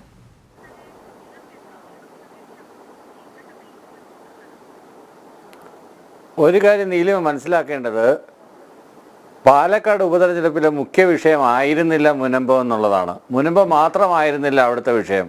അവിടുത്തെ പ്രാദേശിക വികസന വിഷയങ്ങൾ, അവിടുത്തെ BJP ഭരിക്കുന്ന മുനിസിപ്പാലിറ്റിയുടെ വിഷയങ്ങൾ, അവിടെ നിന്ന് മത്സരിച്ച് ജയിച്ച ഷാഫി പറമ്പിൻ്റെ വികസന വിഷയങ്ങൾ, ഇതെല്ലാം തന്നെയാണ് പ്രധാനമായിട്ടും അവിടെ ചർച്ചയായത്. മുനമ്പം വിഷയത്തിൽ ശ്രീ പിണറായി വിജയൻ എന്ന് പറഞ്ഞ മുഖ്യമന്ത്രിയാണ് കേരളം ഭരിക്കുന്നതെങ്കിൽ ഒരു കാര്യം അടിവരയിട്ട് ഞാൻ പറയാൻ ആഗ്രഹിക്കുന്നു. ഈ വരുന്ന 29-ാം തീയതി നടക്കുന്ന ചർച്ചയിൽ മുനമ്പം വിഷയത്തിന് ഒരു തീരുമാനം ഉണ്ടാകും. അതിനകത്ത് യാതൊരു സംശയം വേണ്ട. കേരളം അത് കണ്ടിട്ടുള്ളതാണ്. കേരളത്തിൽ ആകെപ്പാടെ ഭൂമി നഷ്ടമായവർക്ക് ഭൂമി കൊടുത്തത് EMS ഗവൺമെൻറ്റിൻ്റെ ഭൂപരിഷ്കരണ നിയമമാണ്. അത് KR ഗൗരിയമ്മ നടപ്പിലാക്കിയതാണ്. അത് രണ്ടാം ഭൂപരിഷ്കരണ നിയമം എന്തുകൊണ്ട് എന്നുള്ളൊരു ക്വസ്റ്റ്യൻ മാത്രമാണ് അവശേഷിക്കുന്നത്. അതുകൊണ്ട് അല്ലാതെ ഇവിടെ വേറെ ആർക്കും 1 ഇഞ്ച് ഭൂമി പോലും കൊടുത്തിട്ടില്ല. അത് വാസ്തവം തന്നെയാണ്. ആരും ഒരു മുതലാളിയുടെയും ഒരു എസ്റ്റേറ്റും പിടിച്ചെടുത്ത് കൊടുത്തിട്ടില്ല. മാറി മാറി ഒരുപാട് സർക്കാരുകൾ വന്നു. അവരിൽ ഒരു ഘടകകക്ഷിയോ ഒരു മുന്നണിയോ, പ്രത്യേകിച്ച് UDFോ BJP പിന്നെ ഇപ്പോൾ പ്രസക്തമല്ലല്ലോ കേരളത്തിൽ. അതുകൊണ്ട് തന്നെ അവർക്കും നൽകാനായിട്ടില്ല. പക്ഷെ ചെയ്തിട്ടുള്ളത് ഇടതുമുന്നണി ഗവൺമെന്റാണ്. ഇടതുമുന്നണി ഗവൺമെന്റ് മുൻപ് വിഷയത്തിൽ നിങ്ങൾക്കൊപ്പം തന്നെ ഏതാണ്ട് അടുത്ത അവസ്ഥയിൽ BJP നിൽക്കുന്നുണ്ട്. അതൊക്കെ മറന്നു പോകരുത്. അങ്ങനെ BJP അപ്രസക്തമാണ്, അങ്ങ് എഴുതി തള്ളാൻ വരട്ടെ, ആ കാലമൊക്കെ കടന്നുപോയി. ശ്രീ B. ജയരാജ്,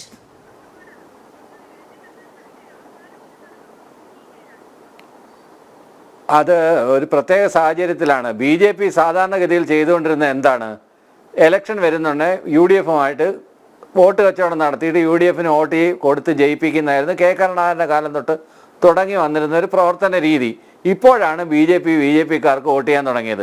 BJP-കാർ എന്ന് BJP-കാർക്ക് വോട്ട് ചെയ്യാൻ തുടങ്ങിയോ അന്ന് ഇടതുപക്ഷം തുടർ ഭരണത്തിൽ വരാൻ തുടങ്ങി. ജയരാജ് സാറേ, അതാണ് യാതൊരു സംശയവും വേണ്ട. BJP-കാർക്ക് തന്നെ വോട്ട് ചെയ്യണമെന്നല്ല വോട്ട് മറിച്ച് കൊടുക്കാതിരുന്നാൽ മതി. സരിൻ തന്നെ പറയുന്നത് CPM-കാർ കഴിഞ്ഞോടെ കോൺഗ്രസിന് വോട്ട് ചെയ്തു എന്നാണ് പറയുന്നത്.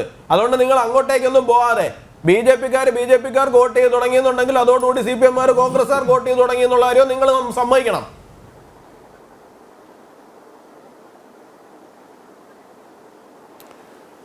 ഒറ്റപ്പെട്ട സംഭവങ്ങൾ എടുത്തു വെച്ചിട്ട് മൊത്തത്തിൽ ജനറൽ ആയിട്ടുള്ള കഴിഞ്ഞ കുറെ വർഷത്തെ ചരിത്രം എടുക്കൂ. യുവരാജൊക്കെ എന്നാണ് രാഷ്ട്രീയം കാണാൻ തുടങ്ങിയത്? യുവരാജ് പഴയ കാലങ്ങളെടുത്ത് പരിശോധിക്കൂ. യുവരാജ് ചരിത്രം പറഞ്ഞ് മനസ്സിലാക്കിയിട്ട് സംസാരിക്കൂ. അല്ലാതെ ഒരു തെരഞ്ഞെടുപ്പിന്റെ തൊട്ടടുത്ത തെരഞ്ഞെടുപ്പിന്റെ കാര്യം എടുത്തു വെച്ചിട്ട് കാര്യം സംസാരിക്കാതെ മുഴുവൻ കാര്യങ്ങളെടുത്ത് PP മുകുന്ദനെ കുറിച്ച് പഠിക്കൂ.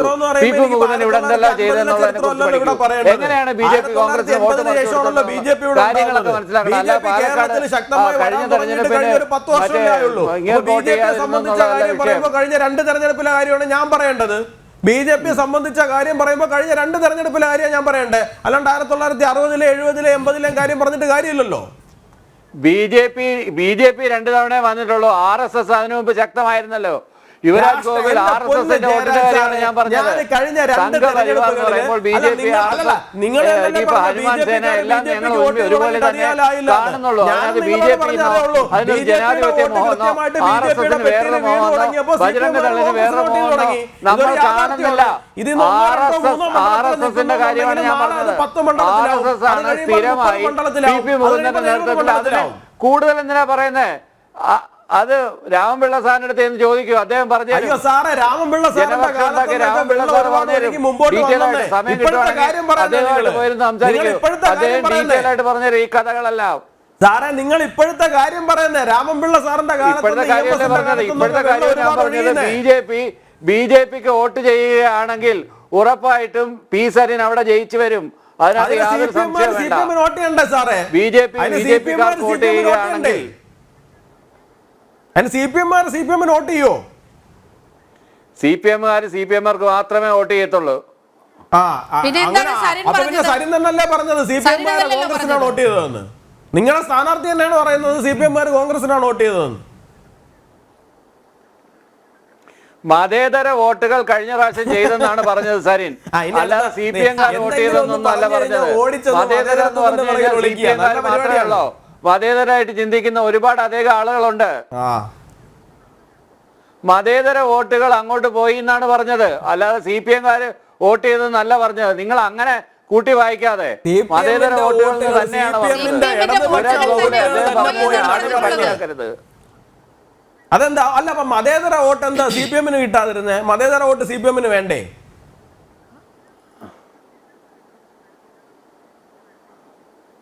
മതേതര വോട്ട് 2 സെക്യുലർ പാർട്ടികളാണല്ലോ ഇവിടെ മത്സരിക്കുന്നത്. ഒന്ന് കോൺഗ്രസും ഒന്ന് LDF-ഉം. BJP അല്ലേ ഉള്ളൂ അതിനകത്ത് വർഗീയമായിട്ടുള്ള ഒരു പാർട്ടി. സെക്യുലർ ആണെന്ന് അവർ പറയുന്നില്ലല്ലോ. കോൺഗ്രസ് അവകാശപ്പെടുന്നുണ്ട്, CPM അവകാശപ്പെടുന്നുണ്ട് മതേതരാണെന്ന്. മറ്റവര് വർഗീയമായിട്ട് ഇവിടെ ഈ തെരഞ്ഞെടുപ്പ് നടക്കുന്നുണ്ട്. അവരുടെ ഉദ്ദേശം എന്തുവാ? വഖഫിൽ വിഷയം ഉണ്ടാക്കുന്നതാണ്. പാലക്കാട്ടെ വിഷയങ്ങളല്ല, മുനമ്പത്തെ വിഷയമാണ് അവിടെ പ്രശ്നം. അതും പറഞ്ഞ അയ്യപ്പനും ബാബരും കളിക്കാൻ നടന്നവരാണ് BJP-കാർ. അയ്യപ്പനും ബാബരും ഭൂതഗണമായിട്ട് വിഷയമാണ് BJP-കാരൻ. അതാണ് BJP-കാരന്റെ സംസ്കാരം. അതാണ് BJP-കാരന്റെ സംസ്കാരം പാലക്കാട് കണ്ടത്. അവിടെ നിന്നുകൊണ്ട് കുത്തിത്തിരിപ്പ് ഉണ്ടാക്കാൻ, വർഗീയ കുത്തിത്തിരിപ്പ് ഉണ്ടാക്കാൻ ശ്രമിച്ചത് BJP-യാണ്.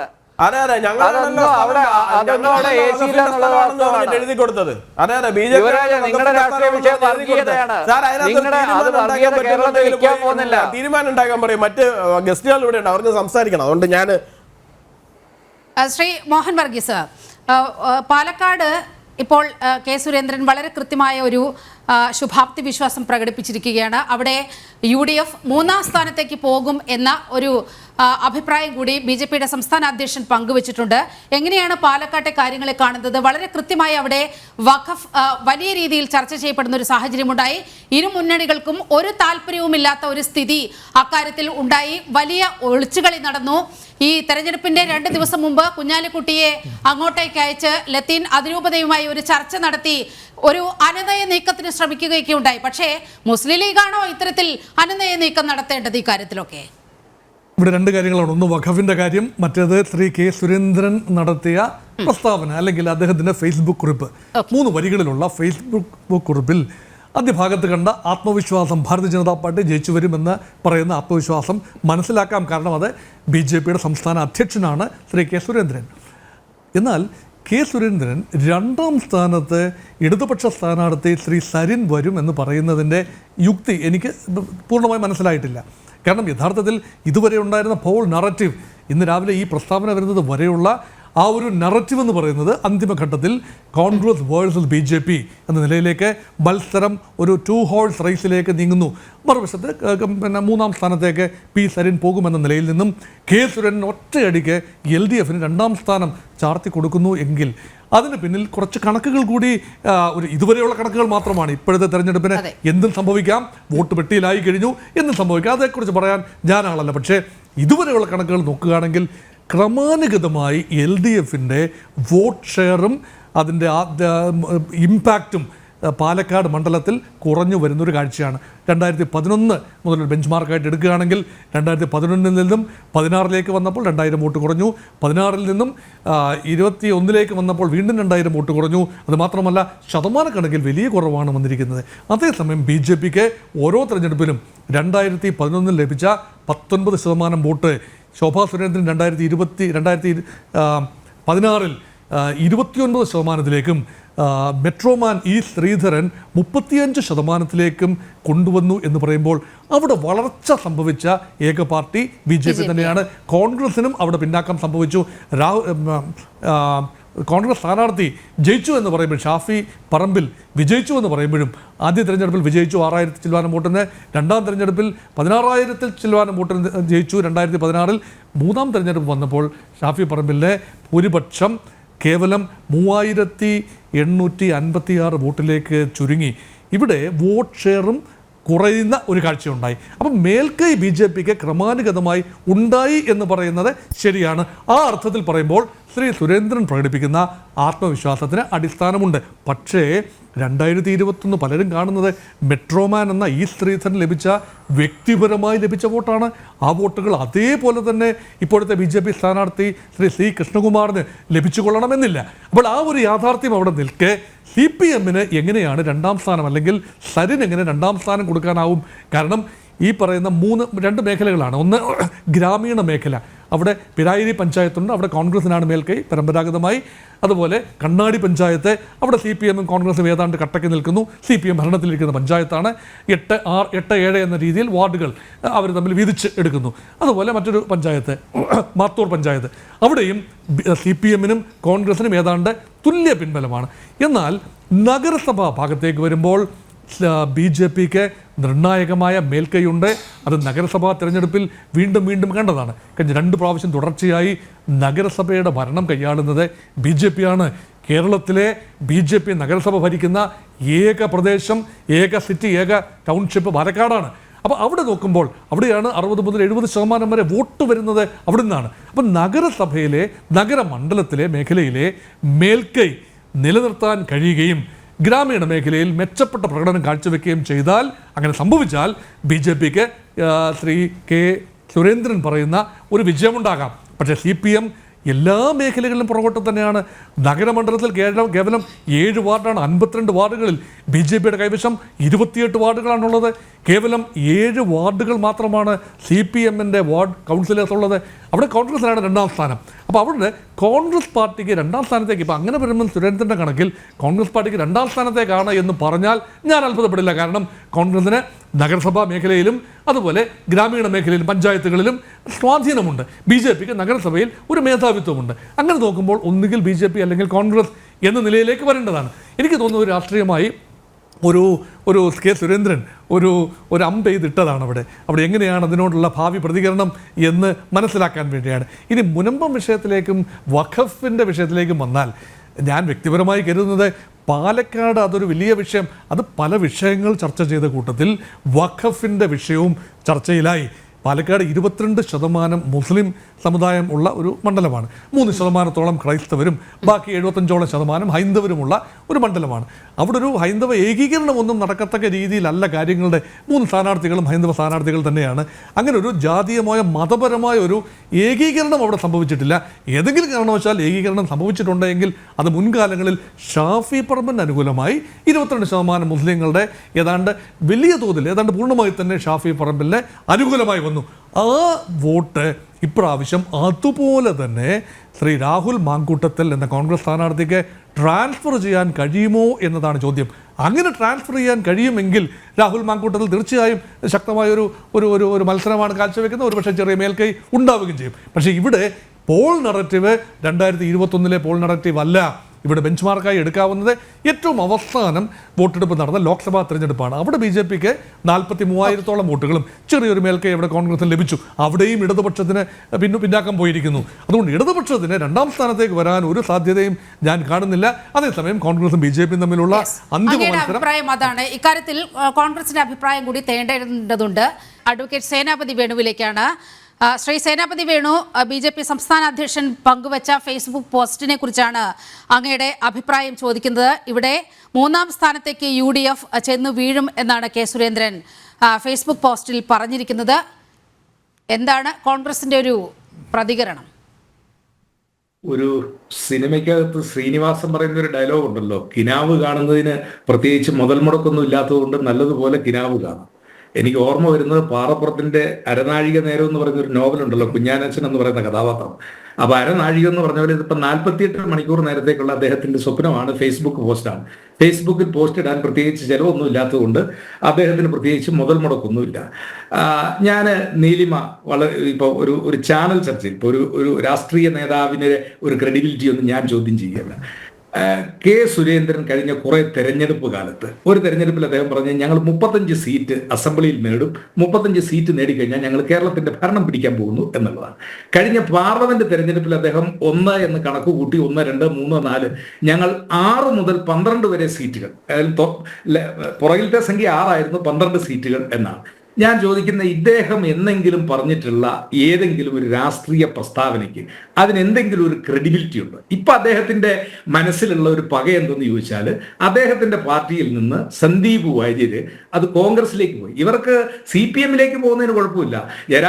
വി ജയരാജന്റെ കൈവെട്ടി പെരപ്പുറത്തേക്ക് എറിഞ്ഞ വാസു മാസ്റ്ററും അശോകനും ഒക്കെ CPM-ൽ ചേർന്നു. ഇവർക്ക് പ്രശ്നമില്ല. ഇവർക്ക് ആരെങ്കിലും കോൺഗ്രസിലേക്ക് വരുമ്പോഴുള്ള ഇവരുടെ മനസ്സിലെ ആ വിദ്വേഷവും പകയും, കാരണം ഇവർ രണ്ടു കൂട്ടരും ഒരു കൂട്ടർ കോൺഗ്രസ് മുക്ത ഭാരതവും ഒരു കൂട്ടർ കോൺഗ്രസ് ഇല്ലാതായി കഴിഞ്ഞാൽ ആ സ്പേസും ആഗ്രഹിക്കുന്നവരാണ്.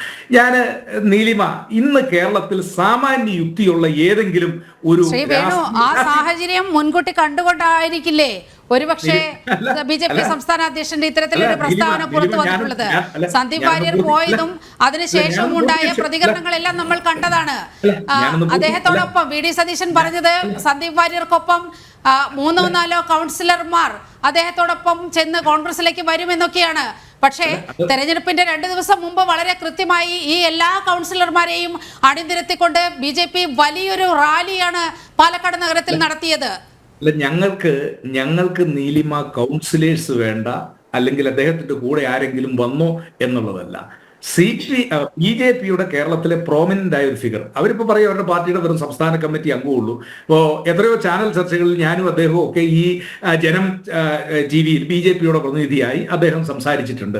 അദ്ദേഹം കേരളത്തിലെ BJPയുടെ ഒരു പ്രോമിനന്റ് ഫിഗർ, നാവ്, ശബ്ദം എന്നൊന്നും ഞാൻ പറയുന്നില്ല, പക്ഷെ BJPയുടെ അറിയപ്പെടുന്ന നേതാവ്. കേരളത്തിലും ഇന്ത്യയിലുടനീളവും ഉള്ള ഒരു പ്രചരണം എന്താണ്? കോൺഗ്രസ് ആളുകൾ BJPയിൽ പോകുന്നു. അപ്പൊ BJPയുടെ പ്രമുഖനായ ഒരാള്, ഇനിയിപ്പോൾ അയാളുടെ കൂടെ അണികൾ വേണ്ട, വേറെ ആരും വേണ്ട, അദ്ദേഹം ഈ പാർട്ടിയിലേക്ക് വന്നോ, അതിലുള്ള ഒരു അസ്വസ്ഥതയാണ് ഇവിടെ പ്രകടമാക്കുന്നത്. ഞാൻ നീലിമയോട് വിനീതമായിട്ട് ചോദിക്കുന്നു, നെഞ്ചത്ത് കൈവച്ചുകൊണ്ട് കേരളത്തിൽ രാഷ്ട്രീയം ശ്രദ്ധിക്കുന്ന ഏതെങ്കിലും ഒരു രാഷ്ട്രീയ പ്രവർത്തകനോ അല്ലെങ്കിൽ രാഷ്ട്രീയ വിദ്യാർത്ഥിക്കോ കെ സുരേന്ദ്രൻ പറഞ്ഞിരിക്കുന്ന ഈ പ്രസ്താവന നമുക്ക് ഒരു തമാശയായിട്ടല്ലേ തോന്നുന്നത്? ഞാൻ വളരെ ഉത്തരവാദിത്വം ഉത്തരവാദിത്തത്തോടു കൂടി കോൺഗ്രസിന്റെ ഒരു വക്താവ് എന്ന അത് നിലയിൽ തമാശയാണോ മറ്റെന്തെങ്കിലും ആണോ എന്നുള്ളതൊക്കെ നമ്മൾ കാത്തിരുന്ന് കാണേണ്ടതാണ്. ശ്രീ യുവരാജ് ഗോകുൽ, ഈ ചർച്ച അതിന്റെ അവസാന ഘട്ടത്തിലേക്ക് അല്ല, എനിക്ക് സമയം തന്നില്ലോ, ഒരു മിനിറ്റും കൂടെ എനിക്ക് ഈ ചർച്ച അതിന്റെ അവസാന ഘട്ടത്തിലേക്ക് കടക്കുകയാണ്. വളരെ കുറച്ച് സമയമേ നമ്മുടെ മുന്നിലുള്ളൂ. ഒരു മിനിറ്റോടെ മതി. ഞങ്ങൾ 10,000 മുതൽ അതിന് മുകളിലേക്കുള്ള വോട്ടിൽ 10,000-ന് മുകളിലേക്കുള്ള വോട്ടിൽ ഞങ്ങൾ ജയിച്ചു നിൽക്കുകയാണ് പാലക്കാട്. ഇനി അവിടെ 2ാം സ്ഥാനത്തിന് വേണ്ടിയുള്ള മത്സരമാണ്. അത് എന്താ പറഞ്ഞ വിന്നേഴ്സ് ഞങ്ങളായി, റണ്ണേഴ്സ് അപ്പിന് വേണ്ടി നിങ്ങൾ മത്സരിച്ചു, ഞങ്ങൾക്ക് ഒരു തർക്കവുമില്ല. അതിനി തെളിയാനായി 48 മണിക്കൂറേ ഉള്ളല്ലോ. നമ്മളിപ്പോ നമ്മുടെ എല്ലാ വാദഗതികളും 23-ാം തീയതി വൈകുന്നേരം ഏതായാലും നമ്മൾ ആരെങ്കിലും ഒക്കെ ഈ ചർച്ചയിൽ ഫ്ലോറിൽ ഉണ്ടാകും. അപ്പൊ നമുക്കത് കൃത്യമായിട്ട് പറയാം. അതുകൊണ്ട് ഇനി ഇപ്പോൾ നടക്കുന്നത് അവിടെ ഞങ്ങൾ 1ാം സ്ഥാനത്ത് എത്തി, അപ്പുറത്ത് നടക്കുന്നത് 2ാം സ്ഥാനത്തിന് വേണ്ടിയുള്ള മത്സരമാണ്. അത് അവർ നടത്തിക്കോട്ടെ. അതാണ് കോൺഗ്രസിന്റെ അഭിപ്രായം. ശ്രീ യുവരാജ് ഗോകുൽ. അല്ല, ഇതിനകത്ത് ഇപ്പോൾ പോളിംഗ് ശതമാനത്തിൽ വലിയ കുറവുണ്ടായിട്ടുണ്ട്. അവിടെ ഒരു 5% കുറവുണ്ടായിട്ടുണ്ട്. പക്ഷേ അതേസമയം തന്നെ നമ്മൾ മനസ്സിലാക്കേണ്ടത് BJPയുടെ ശക്തി കേന്ദ്രമെന്നറിയപ്പെടുന്ന പാലക്കാട് നഗരസഭയിലാണ് ഏറ്റവും അധികം വോട്ട് വർധനവുണ്ടായിരിക്കുന്നത്. മണ്ഡലത്തിൽ ആകമാനത്തിൽ വോട്ട് കുറവുണ്ടാകുമ്പോഴും നഗരസഭയിൽ 5% വർധനവുണ്ടായിരിക്കുന്നു. 65% എന്നുള്ള 70-ലേക്ക് പോയിരിക്കുന്നു എന്നുള്ളതാണ്. അതുപോലെ തന്നെ പിരായിരി പഞ്ചായത്തായിരുന്നു കഴിഞ്ഞ തവണ കോൺഗ്രസിന് വലിയ ലീഡ് സമ്മാനിച്ച ഒരു പഞ്ചായത്ത് എന്ന് പറയുന്നത്. അവിടെ കഴിഞ്ഞ തവണ 77% ഉണ്ടായിരുന്നത് 70%, ഞാനിപ്പോൾ ഒരു മാധ്യമത്തിൽ വായിച്ചതാണ്, 70%-ലേക്ക് കുറഞ്ഞിരിക്കുന്നു എന്നുള്ളതാണ്. സ്വാഭാവികമായിട്ടും കോൺഗ്രസിൻ്റെ വോട്ടുകൾ പോൾ ചെയ്യപ്പെടുന്ന സാഹചര്യം ഉണ്ടായിട്ടില്ല എന്നാണ് നമ്മൾ അതിൽ നിന്ന് മനസ്സിലാക്കുന്നത്. അങ്ങനെ കോൺഗ്രസിന്റെ വോട്ടുകൾ പോൾ ചെയ്യപ്പെടാതെ പോകുന്ന സാഹചര്യം ഉണ്ടായിട്ടുണ്ട് എന്നുണ്ടെങ്കിൽ കോൺഗ്രസിന്റെ വോട്ട് തീർച്ചയായിട്ടും പിറകിലേക്ക് പോകും. CPMന്റെ വോട്ട് നിലനിർത്താൻ സാധിച്ചു കഴിയുകയും കോൺഗ്രസിന്റെ വോട്ടുകൾ പിടിക്കാൻ പറ്റാതെ അവരുടെ വോട്ട് പോളിംഗ് ബൂത്തിൽ എത്താത്ത സാഹചര്യം ഉണ്ടാവുകയും ചെയ്തു കഴിഞ്ഞാൽ ചെറിയ വോട്ടിനായിരുന്നാലും ശരി തന്നെയാണ് കോൺഗ്രസ് സ്ഥാനാർത്ഥി 3ാം സ്ഥാനത്തേക്ക് പോകുവാനുള്ള രാഷ്ട്രീയ സാഹചര്യം പാലക്കാട് നിലവിൽ നിലനിൽക്കുന്നുണ്ട് എന്നുള്ളതൊരു യാഥാർത്ഥ്യമാണ്. ഇത് കണക്കുകളുടെ അടിസ്ഥാനത്തിൽ, വോട്ടിംഗ് പെർസെൻറ്റേജിൻ്റെ അടിസ്ഥാനത്തിലാണ് നമുക്ക് പറയാൻ സാധിക്കുന്നത്. അത്തരത്തിലുള്ള ഒരു പ്രസ്താവന തന്നെയാണ് BJP സംസ്ഥാന അധ്യക്ഷൻ്റെ ഭാഗത്ത് നിന്ന് വന്നിരിക്കുന്നത്. അതിനകത്ത് യാതൊരു ലോജിക്ക് ഇല്ലായ്മയും ഉണ്ട് എന്ന് ഈ കണക്ക് നോക്കിയതിന് ശേഷം എനിക്ക് തോന്നുന്നില്ല. ശ്രീ സേനാപതി വേണു, അതങ്ങനെയാണ്, ആ കണക്കുകൾ വെച്ചുകൊണ്ടാണ് ഇവിടെ BJPയുടെ പ്രതിനിധി സംസാരിച്ചത്. പാലക്കാട് നഗരസഭയിൽ കൃത്യമായ വോട്ടുകൾ പോൾ ചെയ്യപ്പെടുകയും നിങ്ങളുടെ സ്വാധീന മേഖലകളിൽ അവിടെ വോട്ട് രേഖപ്പെടുത്താതിരിക്കുകയും ചെയ്യുന്ന ഒരു സാഹചര്യമുണ്ട്. രാഹുൽ മാങ്കൂട്ടത്തിലിനെയൊക്കെ അവിടെ കെട്ടിയിറക്കിയ ഒരു സാഹചര്യമൊക്കെ നമ്മുടെ മുന്നിലുണ്ട്. അല്ല, അത് നിൽക്കട്ടെ. അല്ല, അവിടെയല്ല ഞാൻ ചോദിക്കുന്നത്. കോഴിക്കോടുകാരൻ റാന്നിയിൽ വന്ന് തെരഞ്ഞെടുപ്പിൽ മത്സരിക്കുന്നതൊക്കെ കെട്ടിയിറക്കലല്ല. ഡൽഹിയിൽ നിന്നുള്ളയാള്, ബാംഗ്ലൂരിൽ നിന്നുള്ളയാള് തിരുവനന്തപുരത്ത് വരുന്നത് അതൊക്കെ കെട്ടിയിറക്കലല്ല. ആലപ്പുഴയിൽ നിന്ന് ഒരാൾ വന്ന് മലമ്പുഴയിൽ മത്സരിക്കും, അതൊക്കെ രാഷ്ട്രീയം. പാലക്കാട് DCC തന്നെയാണ് പറഞ്ഞത്. അപ്പോൾ രാഹുൽ മാങ്കൂട്ടത്തിലിന്റെ പേര് പോലും പാലക്കാട് DCC മുന്നോട്ട് വെച്ചിട്ടിരുന്നില്ല. അല്ല, നമ്മുടെ മുമ്പിൽ ഇപ്പോൾ ഉള്ള വിഷയം, ഇപ്പോ ബഹുമാന്യായ യുവരാജ് ഗോകുൽ പറഞ്ഞ ഈ പട്ടണ മേഖലയിൽ, അതായത് കഴിഞ്ഞ പ്രാവശ്യം ഞങ്ങൾക്ക് വോട്ട് കുറവുണ്ടായ പ്രദേശങ്ങളിൽ പരമാവധി വോട്ട് സമാഹരിക്കാനും ആ വോട്ടുകൾ പോൾ ചെയ്യിക്കാനും വേണ്ടിയുള്ള നടപടി. അങ്ങനെയാണ് ഈ സിറ്റി മേഖലയിൽ പോളിംഗിന്റെ, അതായത് അർബൻ ഏരിയയിൽ പോളിംഗ് ശതമാനം വർദ്ധിക്കാൻ കാരണം. കഴിഞ്ഞ പ്രാവശ്യം ഞങ്ങൾക്കുണ്ടായ കുറവ് നികത്തുന്നതിന് വേണ്ടി ഞങ്ങൾ നടത്തിയ കഠിന പരിശ്രമത്തിന്റെ ഭാഗമായിട്ടാണ്. അതല്ലാതെ ആരെങ്കിലും പ്രത്യേകമായിട്ട് വന്ന് BJPക്ക് വോട്ട് ചെയ്തു എന്നൊക്കെ വേണമെങ്കിൽ 23-ാം തീയതി ഒരു 11 മണി വരെ ഈ വാദഗതികളൊക്കെ ഉയർത്താം. എന്താ സാറേ വോട്ട് കുറയാനുണ്ടായ സാഹചര്യം? ഞങ്ങളുടെ വലിയ ബഹുമാനമുണ്ട്. കാര്യം വെച്ച് കഴിഞ്ഞാൽ അങ്ങ് വളരെ സ്റ്റാറ്റിസ്റ്റിക്കലായിട്ട് ഡേറ്റ വെച്ച് സംസാരിക്കുന്ന ഒരു വ്യക്തിയാണ്. പല ചർച്ചകളിലും ഞാൻ ശ്രദ്ധിച്ചിട്ടുള്ളതാണ്. പക്ഷേ പിരായിരി പഞ്ചായത്തിൽ നിങ്ങൾക്കുണ്ടായിരുന്ന ഏറ്റവും കൂടുതൽ ലീഡ് കിട്ടിയ പഞ്ചായത്ത് പിരായിരി ആയിരുന്നു. ഞങ്ങളുടെ വോട്ട് വന്നേ, ഞങ്ങളുടെ വോട്ട് അവിടെ വന്നു. ഞങ്ങളുടെ വോട്ട്, ഞങ്ങൾക്ക് സമാഹരിക്കാനുള്ള വോട്ട് ഞങ്ങൾ അവിടെ സമാഹരിച്ചെന്നേ. അത് നിങ്ങൾക്ക് ഒരുപക്ഷെ വോട്ടുണ്ടായിട്ടില്ല. കാരണം ഇവിടെ മോഹൻ വർഗീസ് സാർ പറഞ്ഞ പോലെ കഴിഞ്ഞ പ്രാവശ്യം മെട്രോമാൻ മത്സരിച്ചപ്പോൾ ഉണ്ടായ അതൊരു എന്താ നമ്മൾ ഈ പൊളിറ്റിക്സ് നമ്മൾ പറയല്ലോ, ഒരു ജനറൽ ബൂം. അത് അങ്ങനെ ഒരു മഹത്തായ ഒരു വ്യക്തി. കഴിഞ്ഞ പ്രാവശ്യം മെട്രോമാൻ മത്സരിച്ചപ്പോൾ തീർച്ചയായിട്ടും ഞങ്ങൾക്ക് ബൂം ഉണ്ടായിട്ടുണ്ട്, ഇല്ല എന്ന് പറയുന്നില്ല. അതുപോലെ തന്നെ നിങ്ങളുടെ പക്ഷത്ത് ഇത്തവണ ഷാഫി അല്ല, അത് നിങ്ങൾ ഓർക്കണം. ഇത്തവണ ഷാഫി അല്ല മത്സരിക്കുന്നത്. ഷാഫിക്ക് അവിടെ വലിയ രീതിയിലുള്ള ജനകീയ അടിത്തറ ഉണ്ടായിരുന്നു എന്നുള്ള കാര്യം മെട്രോമാനെതിരെ അദ്ദേഹം ജയിക്കുമ്പോൾ നമ്മൾ മനസ്സിലാക്കിയ കാര്യം തന്നെയാണ്. ഷാഫി അല്ല അവിടെ ഉള്ളത്. അല്ല, ഷാഫിയും രാഹുൽ മാങ്കൂട്ടത്തും അപ്പൊ അത് ക്യാൻസൽ ആയി പോകുന്ന ഒരു വിഷയമാണ്. മെട്രോമാൻ എന്ന് പറയുന്ന ഫാക്ടർ നിങ്ങൾ പുട്ടപ്പ് ചെയ്യുകയാണെന്നുണ്ടെങ്കിൽ തീർച്ചയായിട്ടും ഷാഫി എന്ന് പറയുന്ന ഒരു ഫാക്ടറും അവിടെ ഇല്ല. അപ്പൊ ഇത് ക്യാൻസൽ ആയി പോവുകയാണ് ആ ഒരു കാര്യം. അത് ക്യാൻസൽ ആയാലും ഈ ഗവൺമെന്റിനെതിരെ നിൽക്കുന്ന വലിയൊരു ജനവികാരവും കൂടിയുണ്ട്. അതാണ് ഞങ്ങൾ ഈ തെരഞ്ഞെടുപ്പിൽ പ്രകടമായിട്ട് പറഞ്ഞത്.